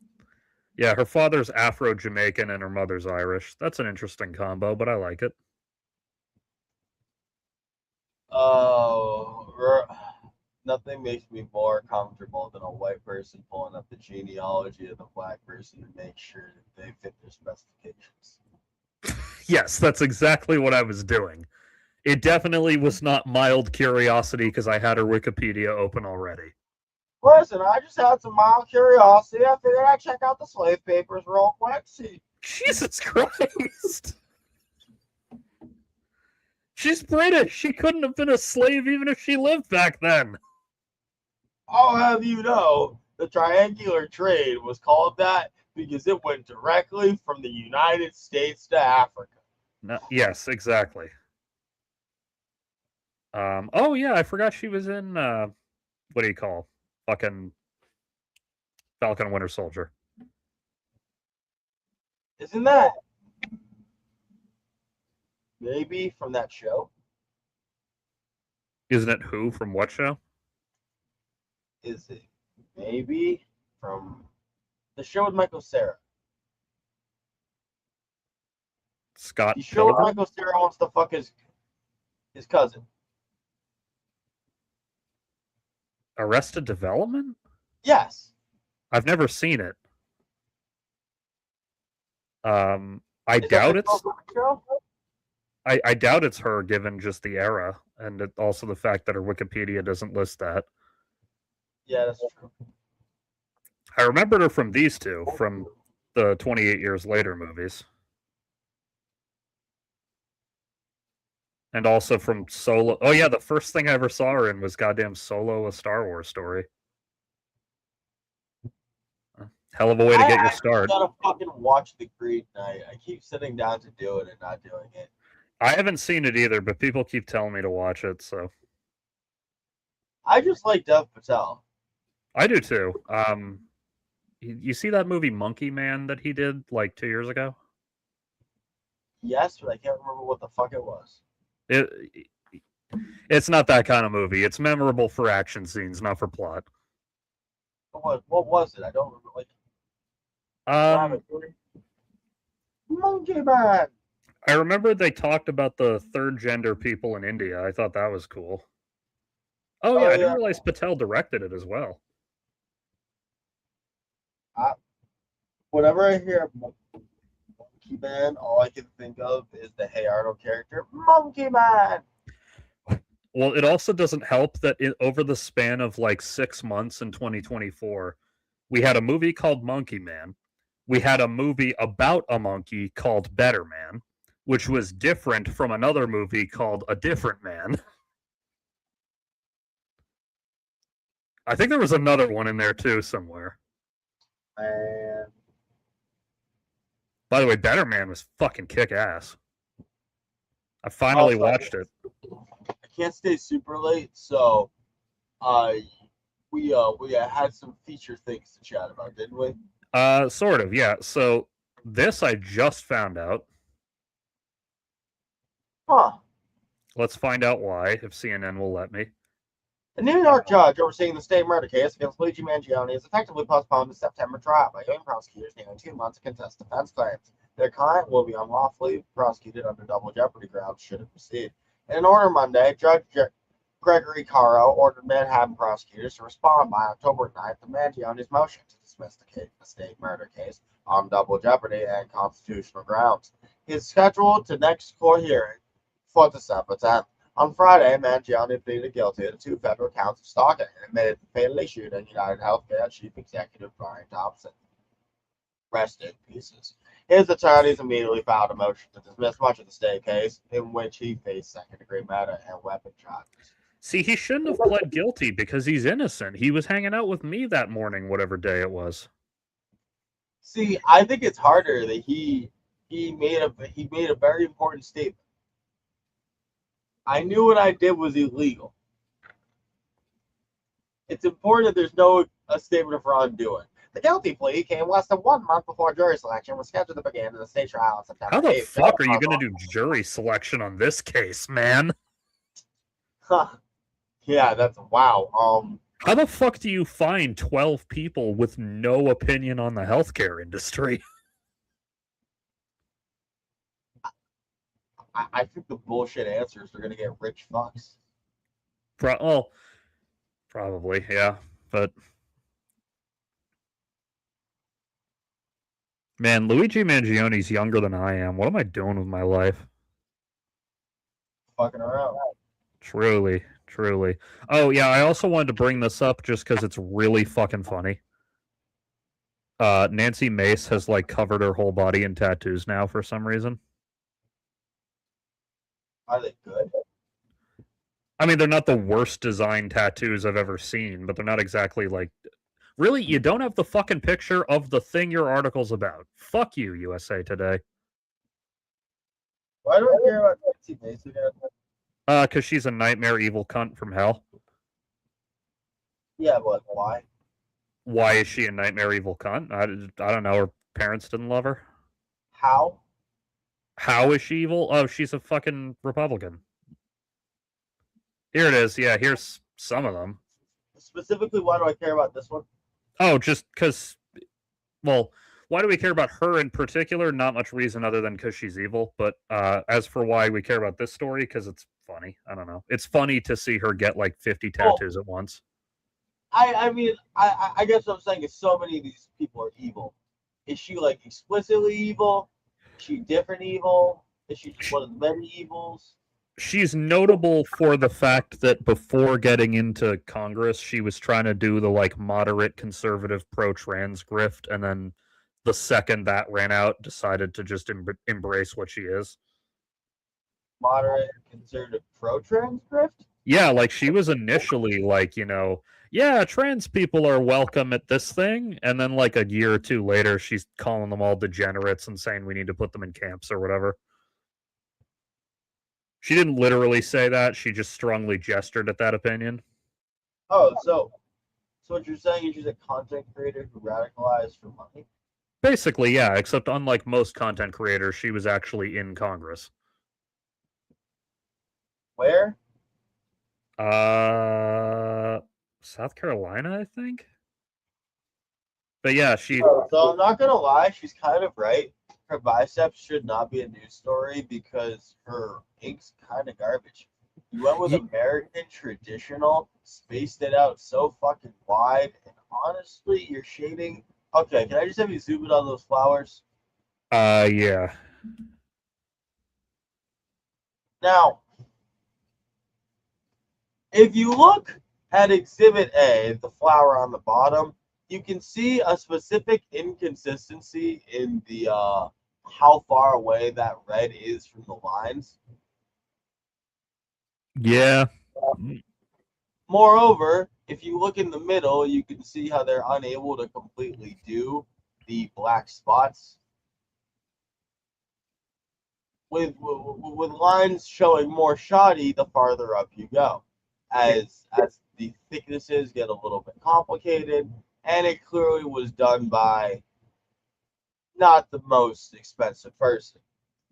Is that a big deal? Normally, not something I'd super care about, but she's clearly trying to do a bit. So, like, I don't know, maybe invest, huh? Oh, yeah, they're also, by the way, it's also notable because people who are I guess, into women with tattoos are trying to thirst over her now like she isn't a fucking nightmare demon from hell. But, bro, I thirst over women with tattoos. That's not even okay. Well, I saw a really funny. The good news for those of you who find this look attractive is that if you go to any microbrewery outside of Des Moines, Iowa, there will be at least 2 women who look exactly like her who are not Nancy Mace. Yeah, I'm not gonna lie though. She do look like she's playing for the other team. She does, yeah. We know she's not because of who she is, but can I? Do I don't want to we? see this. Well, we know that she's not open about it, if nothing else. Hear me out. Maybe she's just breaking the gender barrier to like bring that whole grinder scandal into the women of the conservative side. Now, I'm not one of those dudes who's judgmental when people have tattoos, but I will say that getting like 10 tattoos at once in your late 40s definitely means that your mental health is doing well at the moment. I just wish they were more coordinated. Well, yeah, that's part of the problem. You can tell that they're not. Like this one just says justice. Like Well, I mean, the style is American traditional, sure, but it feels like she grabbed the tattoo book, grabbed 3 pages between her fingers, and said, "Put it all down my arms." I'm gonna look up because she said she wanted to reclaim her body for some reason. I want to look up her recent fucking history to see if something happened to her that I don't know about. I mean, Yes, okay. South Carolina. I was right. Oh, she's still in Congress. She's just leaving at the end of this term. Oh, reclaim your body. Yeah, she ran for governor but was eliminated in the primary. Political positions. I know what her fucking political positions are. Wrong.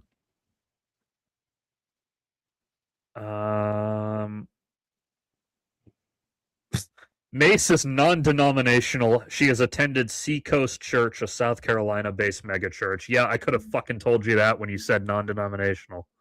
Jesus Christ.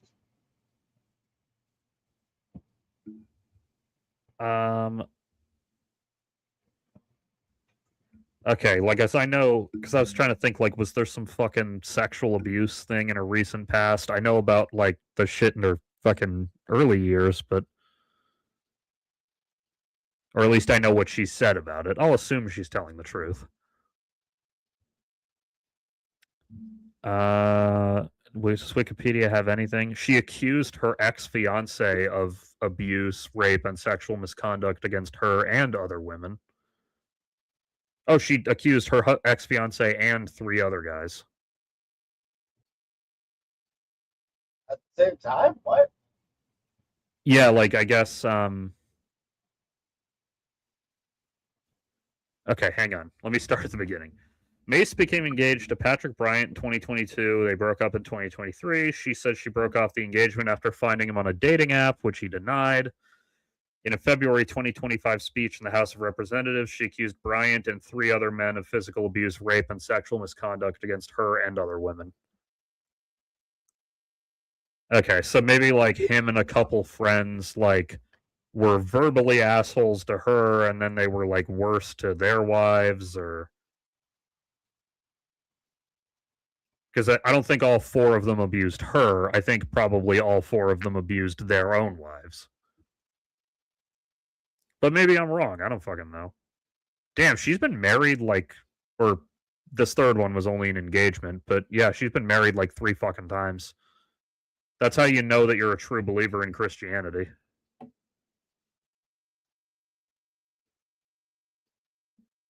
Holy shit, she told a Jewish rep that she has a good surgeon if you ever want to get your nose done. God damn. I see. Okay. Hold on. Pull up a picture of Sarah Jacobs.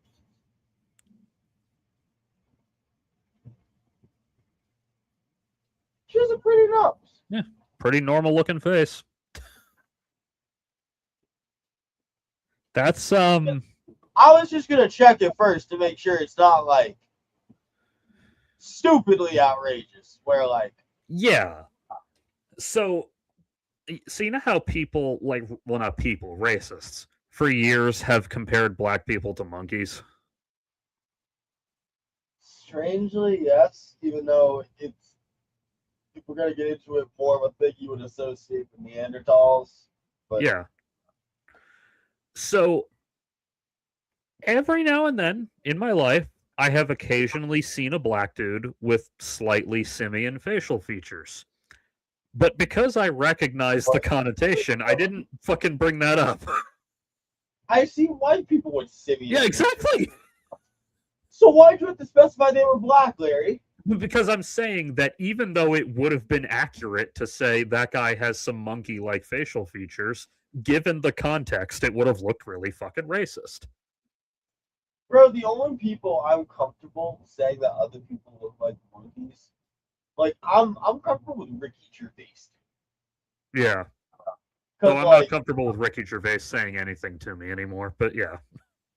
I was never comfortable with him saying anything to me. I'm just comfortable with the fact that he is going to find a way to bring monkeys into every conversation because he has like a weird obsession with them, and it's not race based. He's just into monkeys, the animal. So he's gonna bring them up, and that's okay. That's fine with me. Monkeys are fucking cool. That's one of the few things Joe Rogan is correct about. Is that a thing? Yeah, Joe Rogan has had a long-standing like fascination with monkeys. Now, granted, it's fascination in the way that he's fascinated with anything, which is like incredibly surface level. But yeah, like That's that is a I thing. He's thought it always was like, "Oh yeah, monkeys, fucking chimps are cool as shit, dude." You know, I mean, they are pretty cool. yeah, they got fucking big ass arms and they can rip off your face and genitals with ease. Show me your genitals. I was just fucking thinking about that song last night. Show me your genitals, your genitalia. Talking about stuff. Why?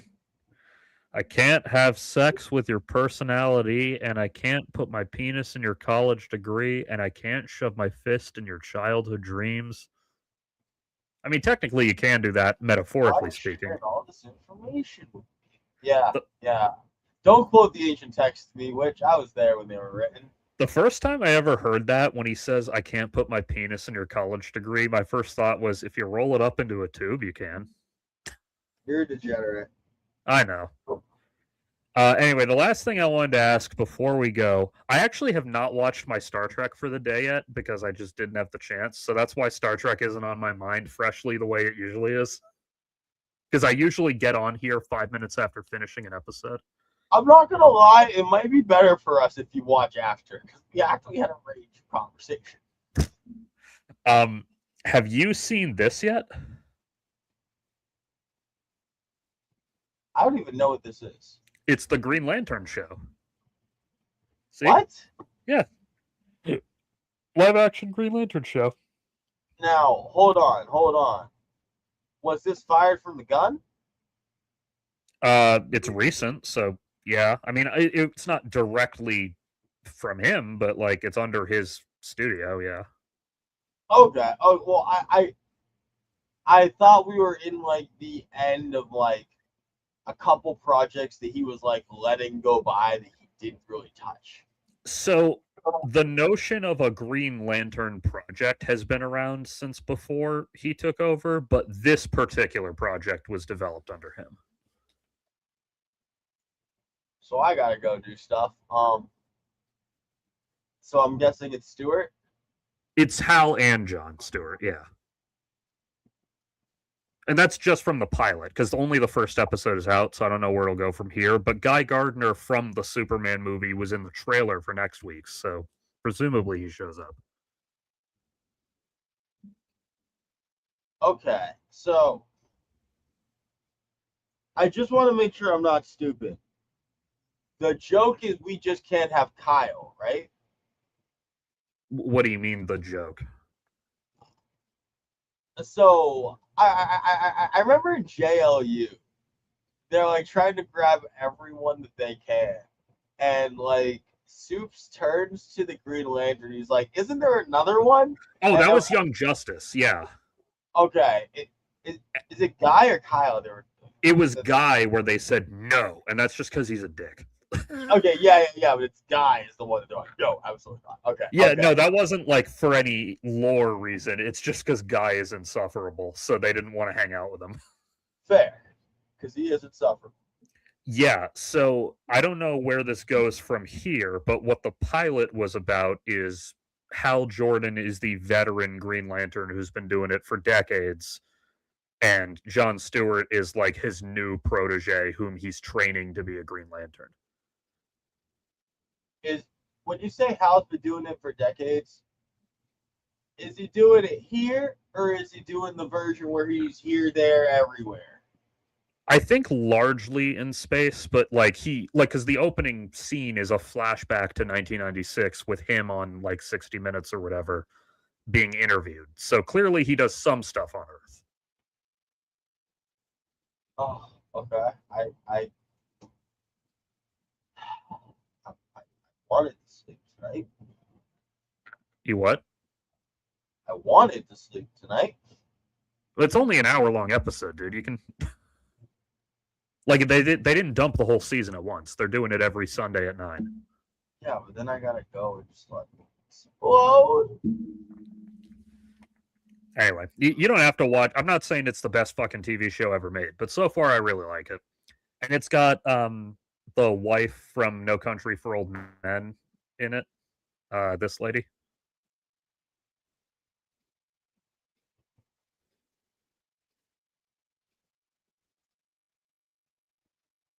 I like her. Yeah. Also doing a southern accent like she was in that movie. Also doing a really good southern accent like she was in that movie. I don't really want to like say much more about it other than it's a shockingly good show, and I'm glad to see that like Supergirl not doing the best didn't completely derail this fucking universe. I'm happy for her. Yeah. Larry, I want to try to list something out. How many fucking names does Paul Atreides have? Well, if you include names and titles, Yes, I'm including his titles. um, so there's Paul Atreides, Muad'Dib, Muad'Dib, Maki, Usul, Mahdi, Usul, Kwisatz uh, Haderach, there's the Lisan Al Gaib. thank you. Uh, Technically, he's Duke after his father dies. yes, yeah, well, yeah, 100%. Duke, Emperor. At the end, yeah, Emperor. Um, I thought there was another Arabic one though. Liska, Lisa Sakai, Maki, Kisa Sakahara. Well, I mean, a guy like that will have a million things that people will informally call him. So there probably was one But other they're that was all only used formal. once. They're just all from different organizations. Yeah, They're actually all formal. They're just like listed out like a fish when you get to the end. It's like, yeah, so you got these guys, these guys, these guys, these guys, these guys. I'm trying to think if they added any more in the later books, and I don't think they did. I mean, they gave him shit like Saint and shit, but that doesn't matter. Yeah, but those are those. That's Yeah, more of just like a nickname than an actual title. yeah, true. He has one that he's called in Children, but I won't spoil it. Well, I know that fucker's around somewhere because I'm not stupid, but Yeah. No, I haven't seen his old blind self doing shit yet. I said this to you already, but holy fuck, I really hope they don't puss out on what making his eyes look fucked up in the movie. I mean, they're gonna, but I hope they don't. Well, when I say puss out, I just mean like I don't mind if he spends most of it with them covered, but when they do the inevitable shot of them uncovered, even if it's only the one shot, just don't puss out. The bear socket, just give me bear socket. Yeah, well, the fucking TV miniseries on the Sci-Fi Channel for both budgetary and rating reasons just made his eyes all black. Like they just put black contact lenses in his eyes. So I know this is stupid, but like since so many people take Dune seriously, I want to just take the first movie and like re-soundtrack it, and I feel like the ending, if I'm understanding where you would put the ending of the first movie, I would end it up with I'm blue, da ba dee da da da ba dee da da da You da. know, you know what I really fucking appreciate now that I think about it from the recent movies? They're the only adaptation to do the quote weirding way the way it should be.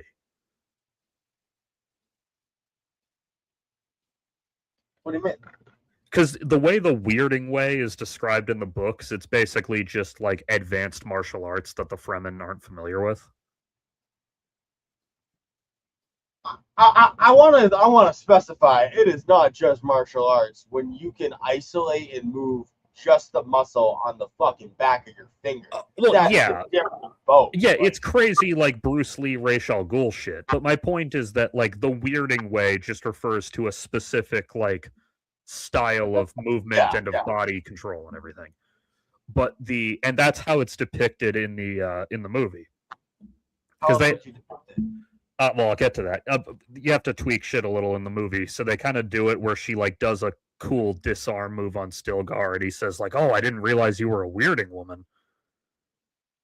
Yeah. So what the first movie did, the David Lynch one, they didn't want to do quote kung fu in the desert, so they instead invented a hand like a gauntlet weapon called a weirding module, which is powered by your force of will and or your voice. So you have to literally go like to shoot out the big sonic blast. It did lead to a good moment where Paul realizes with a bit of horror that they've turned his name, Muad'Dib, into a killing word. My boy, you named yourself after a mouse, and you're mad that they're yelling out mouse when they're shooting shit.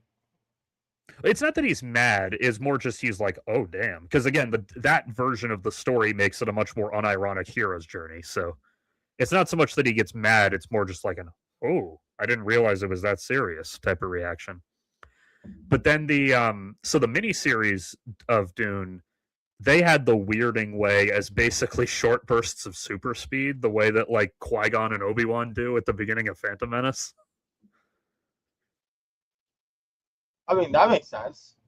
It's not awful. It's just again because of the low early 2000s budget, it looks kind of cheap.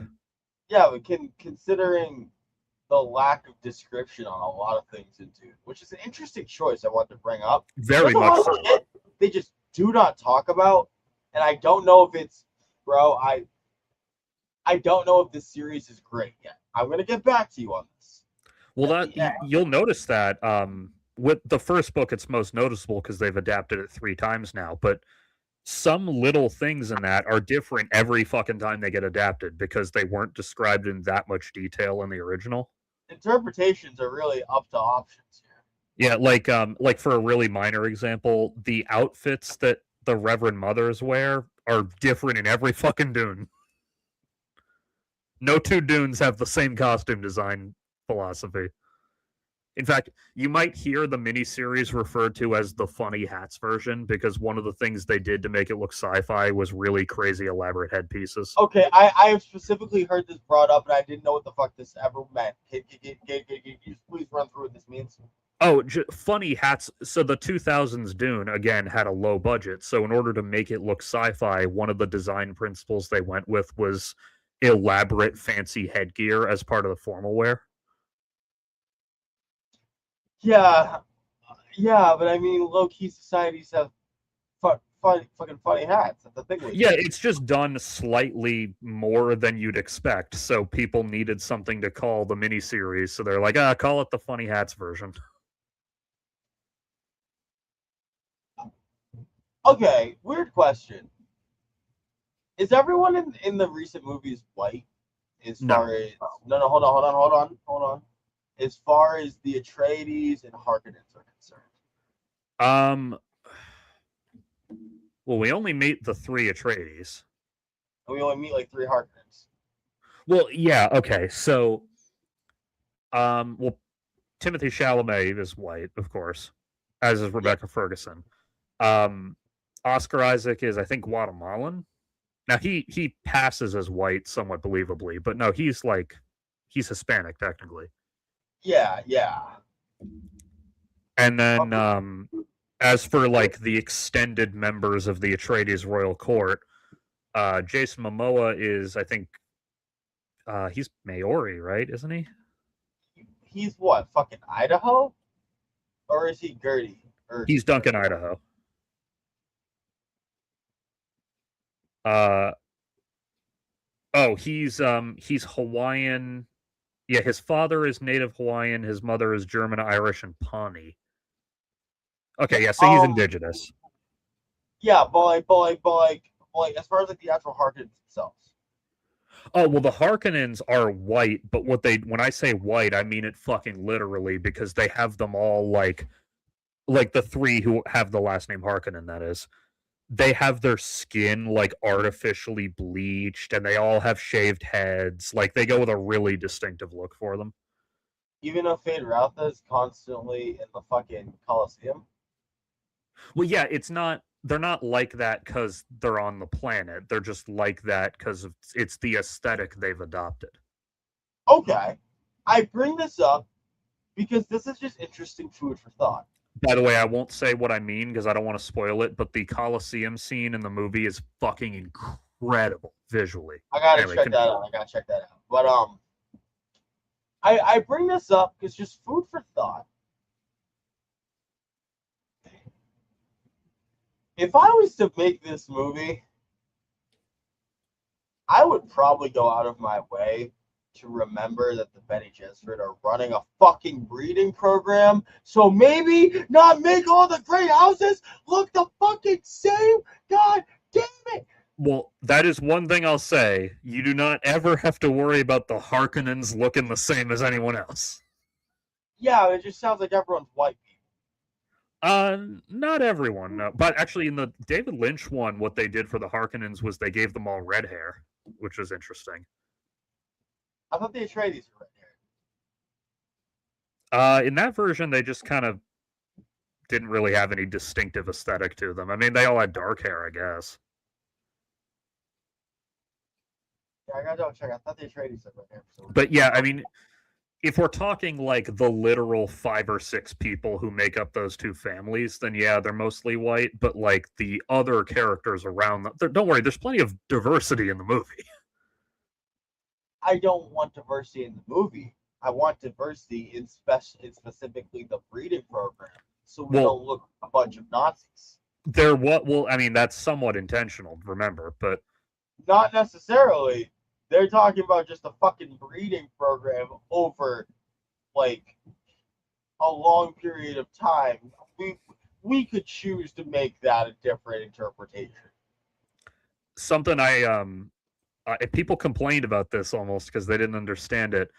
The Fremen are played mostly by black or Latino actors. Like what we're going with this. Oh no, they did that on purpose. Don't worry. I don't care if they did it on purpose. Their ancestors were Sunni. Well, sorta. It's this No, is so far. it, it's specified. Their ancestors were Sunni. Not every brown person is just interchangeable with another brown person. Honestly, this is so far in the future that ancestry stuff doesn't concern me. Oh, so now it doesn't concern you.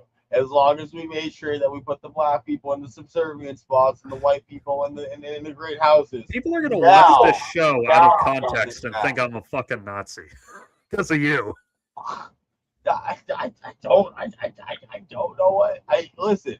They get mad about what you say on Twitter, then you get banned, and then you go and say that the great houses should stay white and that it's good that we have a nice diverse cast among the poor Fremen who cannot even get enough moisture to get by. I did not say it was a good thing the great houses were white. In fact, we only see the 2 fucking houses. We don't know what the rest of them look like yet because they haven't been adapted into the movies yet. All I'm saying is I understand you, man. I know what you want. Yeah, I don't pay attention to the diversity a ton when I watch a movie, but I'm going through my Rolodex of the cast in that movie, and it's like, okay, well, what was the doctor's name again? Yue? Yeah, Yui. Yeah, they had an Asian, like a Chinese guy, like an actually from China with the accent and everything guy as Yue. And then they have a black woman as what the fuck was his name? Liet Kynes. Yeah, they have a black woman as Liet Kynes. I'm sorry, did you say woman? Yeah, they changed Liet Kynes to be a woman. Why? I don't know why not. Because it's a patriarchal empire and the imperial planetologist is likely going to be a man because of how they seem to ascribe power in the society. Okay, well they wanted to cast this lady, so they rewrote it. I don't know. God, Now that I think about it, the previous two Dune adaptations had exclusively white casts, which is kind of noticeable. now that you mention it. Well, because like the new movies had like a lot of diversity, but then I'm thinking like I was among the poor people were they? Well, among the fucking wealthy too, because we see the other like fancy pants rich people at these galas, and there's plenty of fucking minorities there. Listen, I get you. As long as you don't think that you could be a great house.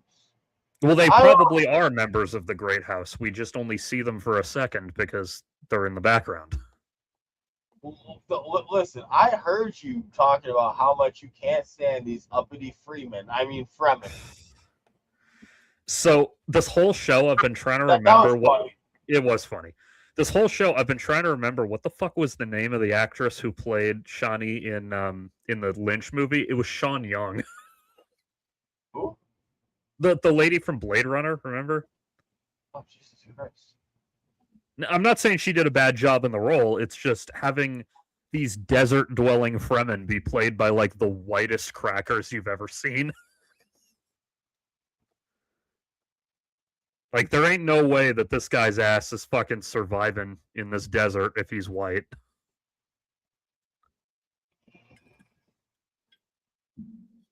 Realistically, Caladan sounds like a jungle planet to me. They, I don't remember how the books describe it, if at all, but the movie depicted it as like a kind of oceanic, not tropical planet, but like tropical is heavily implied. Not tropical, more like frankly more like the Irish like coastline or the those islands almost. Oh god, the fucking gales. Fucking... It's not quite to that level, but like yeah, we're talking like islands surrounded by water up on big rocks, kind of gray overcast skies. You know, you're right. If you do want to make white people get idyllic, you just pull a Tolkien card and you say, "Yeah, the elves are from fucking Ireland." I don't know. It's peaceful there.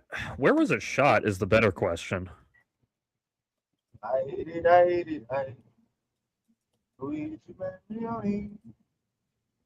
Norway? Yeah, okay. So here's this is where the Caladan scenes were shot.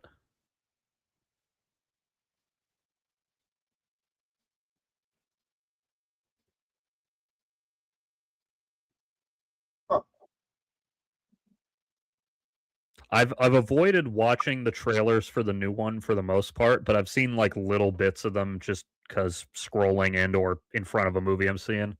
How are they doing years later if it's still shot? I do not know. So I don't know if they're gonna keep the number the same, but assuming they do. It's important that they do.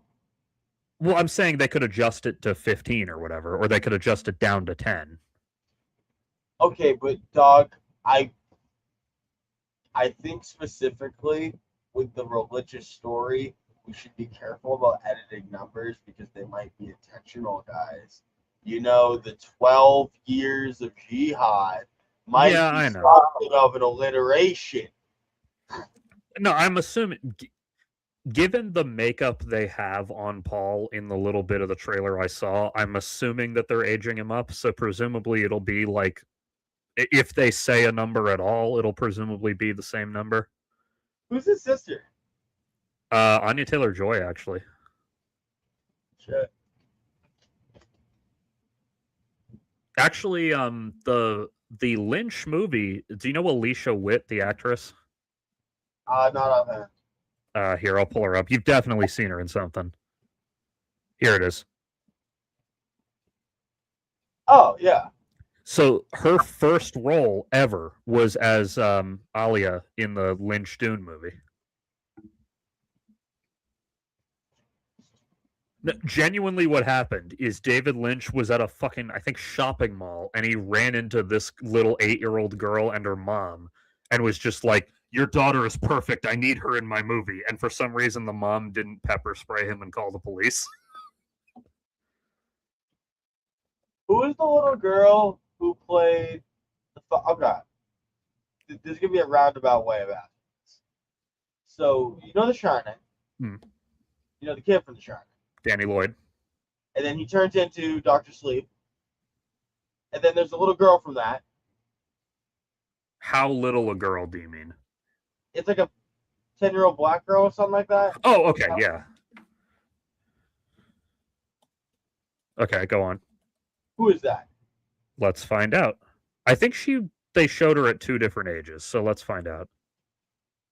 Yeah, okay. She was played by Kylie Curran as a teenager and Dakota Hickman as a small child.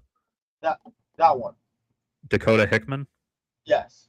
Okay, let's look up this actress. Here. I'm assuming you mean this little girl. That is what I picture this little psychic child to look like. Here, let me pull up what Alicia Witt looked like as her, because that I distinctly remember, for whatever other faults the Lynch movie had, they adapted Alia really, really well. Like the version that's in the middle with her just staring off into the sunset. No. No. No. God damn it. What? Everything is just fucking Bleach. Well, this is the Lynch movie, not the current ones. I mean,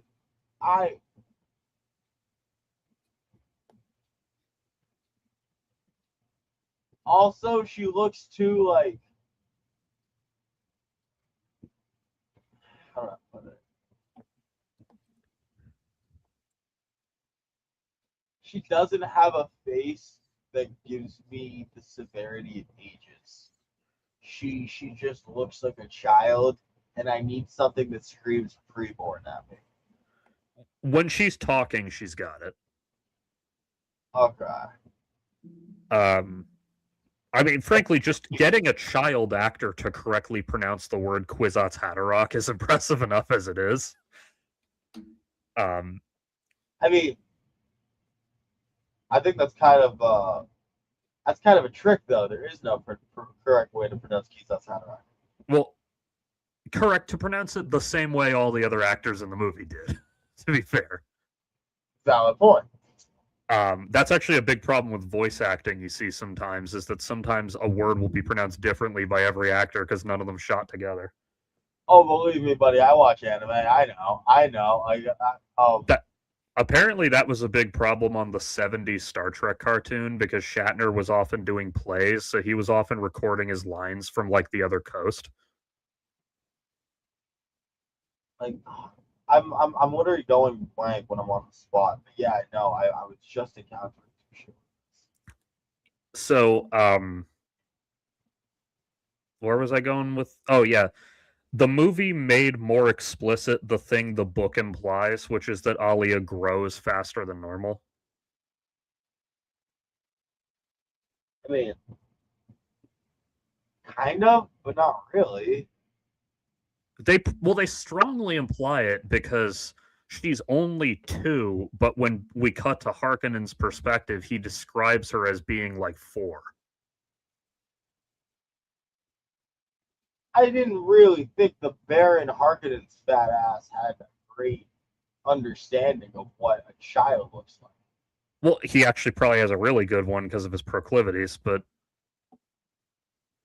What, they make him a pedophile? yeah. No, He's not a pedophile. they didn't make him one. He was one in the book. I don't remember him being a pedophile. Yeah, that was like a whole. He's like fantasizing about Paul. The movie actually toned down how explicit him being a pedophile was. I don't. But anyway, my point is that, like, I'm not saying he has the best knowledge, but a 4-year-old's much bigger than a 2-year-old. And also, the books imply that she ages fast because in the next book, even though if you do the math, she should only be like 14 years old, she's described both physically and in all other means as basically being an adult. I remember the thing with the sex slaves. I remember him fucking trying to fuck Paul.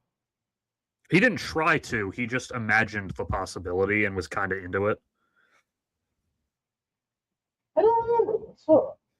But yeah, I mean, the movie doesn't explicitly say, due to Alia's unique genetic structure, she physically ages faster. It's just that they have an 8-year-old actress playing a character who's only 2.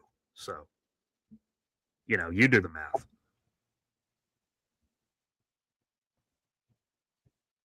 Similarly, with the miniseries, they again, like in the sequel miniseries where she actually has a big role, they don't say any age numbers, but again, if you do the math, she's like 15, but they had like a 30-year-old actress playing her because her unique genetics allow her to age differently,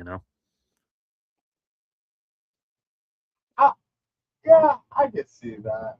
I mean, I figure it's just you don't got to go through all the stumbles and falls of childhood when you don't got to go through the stumbles and falls of childhood. Well, true, but I just mean like her physical size is disproportionate too, because like as a 2-year-old, she's tall enough to be mistaken for 4. Well, yeah, no, but like what I mean is like, as a 2-year-old, imagine having okay, so like imagine having the awareness that a 60-year-old has on their diet and well-being when you're 2. Yeah. And then like multiply that and then be like, how much faster would you grow with your diet and shit? I don't know. While I'm Plus, here, actually. Sorry, go ahead. Well, because like she has all the reverent mother's powers, so assumedly she could do cellular shit.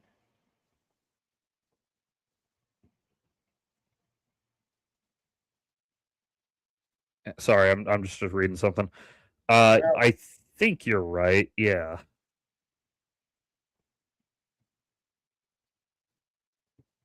Okay. Well, I was watching Voyager the other day. I was trying to find out if there was anything more substantive to Kim's claim that he can remember being in the womb. Like, I didn't know if they were going to reveal more about that later or what. I don't think they do. Yeah, I did see that episode. There's not much to discuss about it other than, like, yeah. It is funny that he tells her about, like, Native American vision quests, and she's just immediately like, tell me more.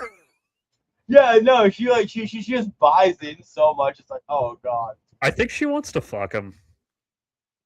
Which, fair enough. Chakotay's a decent-looking guy. You already know Tuvok slang these days. Yeah, I actually really love the fact that in this, and we can go after that because I know you got to go, but I really love the scene where he opens the medicine bundle and he explains, I've never shown my medicine bundle to anyone before. And then later in the episode mentions that he gave the same exam to Torres, which implies that he says, I've never shown it to anyone, to every person he does it with. Oh my god. I did not even think about that. Because the wiki is trying to square the circle and people are trying to figure out the continuity. Oh, well, maybe she used her own medicine bundle because he helped her build it. No, I'm choosing the funny belief, which is he says, I never do this to everyone. Oh my god, it's like a girl who says, "I've never done this before," Yeah. or a Not, guy. I'm not gonna discriminate. I'm not sure why any woman says that because these days it's kind of the opposite. You'd be less interested in her if she's never done this before. I mean, I don't predicate interest based on people's sexual history, Oh, unless that is involving health relations. true. No, yeah, I don't judge at all morally or anything. It's just like, if I were to, meet up with some girl who had literally never had sex before, even if she was the same age as me, I'd be like, oh, like I'd feel almost like a pervert. Be like, oh, Mormon, huh? Yeah, I mean, I get over it if I wanted to. It's just like, assuming she's an adult, of course, but Just the way you said it, I get over it if I wanted to. well, yeah, because if she's like the baddest bitch on earth, I'll get over it. But Oh like, my or even god! if she's not a bad bitch, even if I just like her. But the point is, like, I'd be thrown for a loop a little. I'd feel like kind of a pervert. I'd be cheated if I just like her.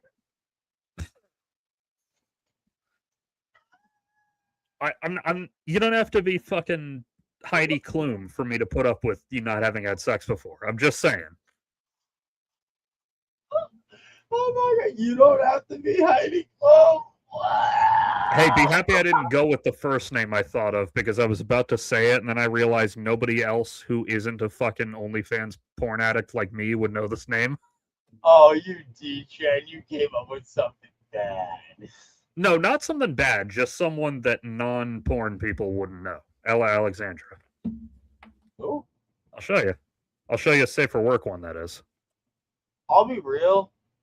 Her name sounds like a fucking way you open a door in like Arabian Nights. A little, yeah. I Yeah. already probably know what you said. Yeah, this girl. Okay. Hang on, let me take that off screen before I scroll any further. Oh God, Larry. Okay, yeah, they're all safer work. All right. I figured they were because the source, I just wanted to make sure. Yeah. That's your dream girl, I guess. Not my dream girl, but in terms of like girls who've done a lot of porn that I actually like. I mean, listen, I got no shame with the mattress actress, but like, that's where the standards of beauty are coming from. Well, it's not the beauty thing with me, and this isn't just her. I just like when there's some actual fucking passion. And you think you'll find passion from the mattress actress. Well, yes, but no, what I mean is when I'm watching the video, like they don't have to be fucking married or whatever. I just like, goddamn, look at least like you're enjoying yourselves a little bit. Folks, Larry's asking for screamers. And on that note, Well, it's not even screamers. It's more I'm just asking for don't look fucking miserable in the video, please. he wants the screamers. It's okay. It's not the worst thing, but anyway, we can talk about my fucking tastes in pornography all night, or we can let Nick go so he can go sleep and or watch Lanterns. I gotta go do fucking half of one and most of the other. Which one? Who knows? That being said, we'll be back on Thursday.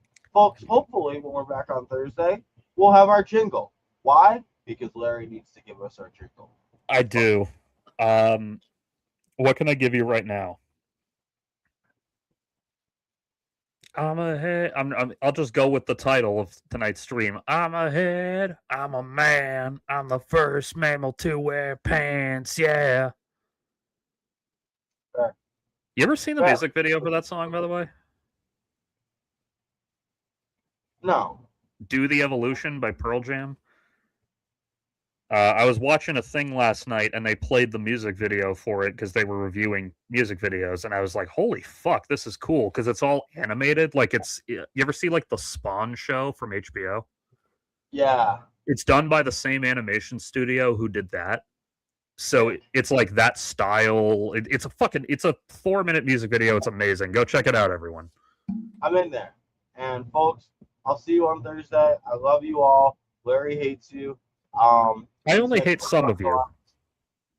Statistically speaking, probably 40% or so. My eyes are blue, and so is my bandana. Hear me out. I want Crip Fremens. Bye, guys. Good night. And like the stream. Do everything. You know what to do. Good night, everyone. Spicy.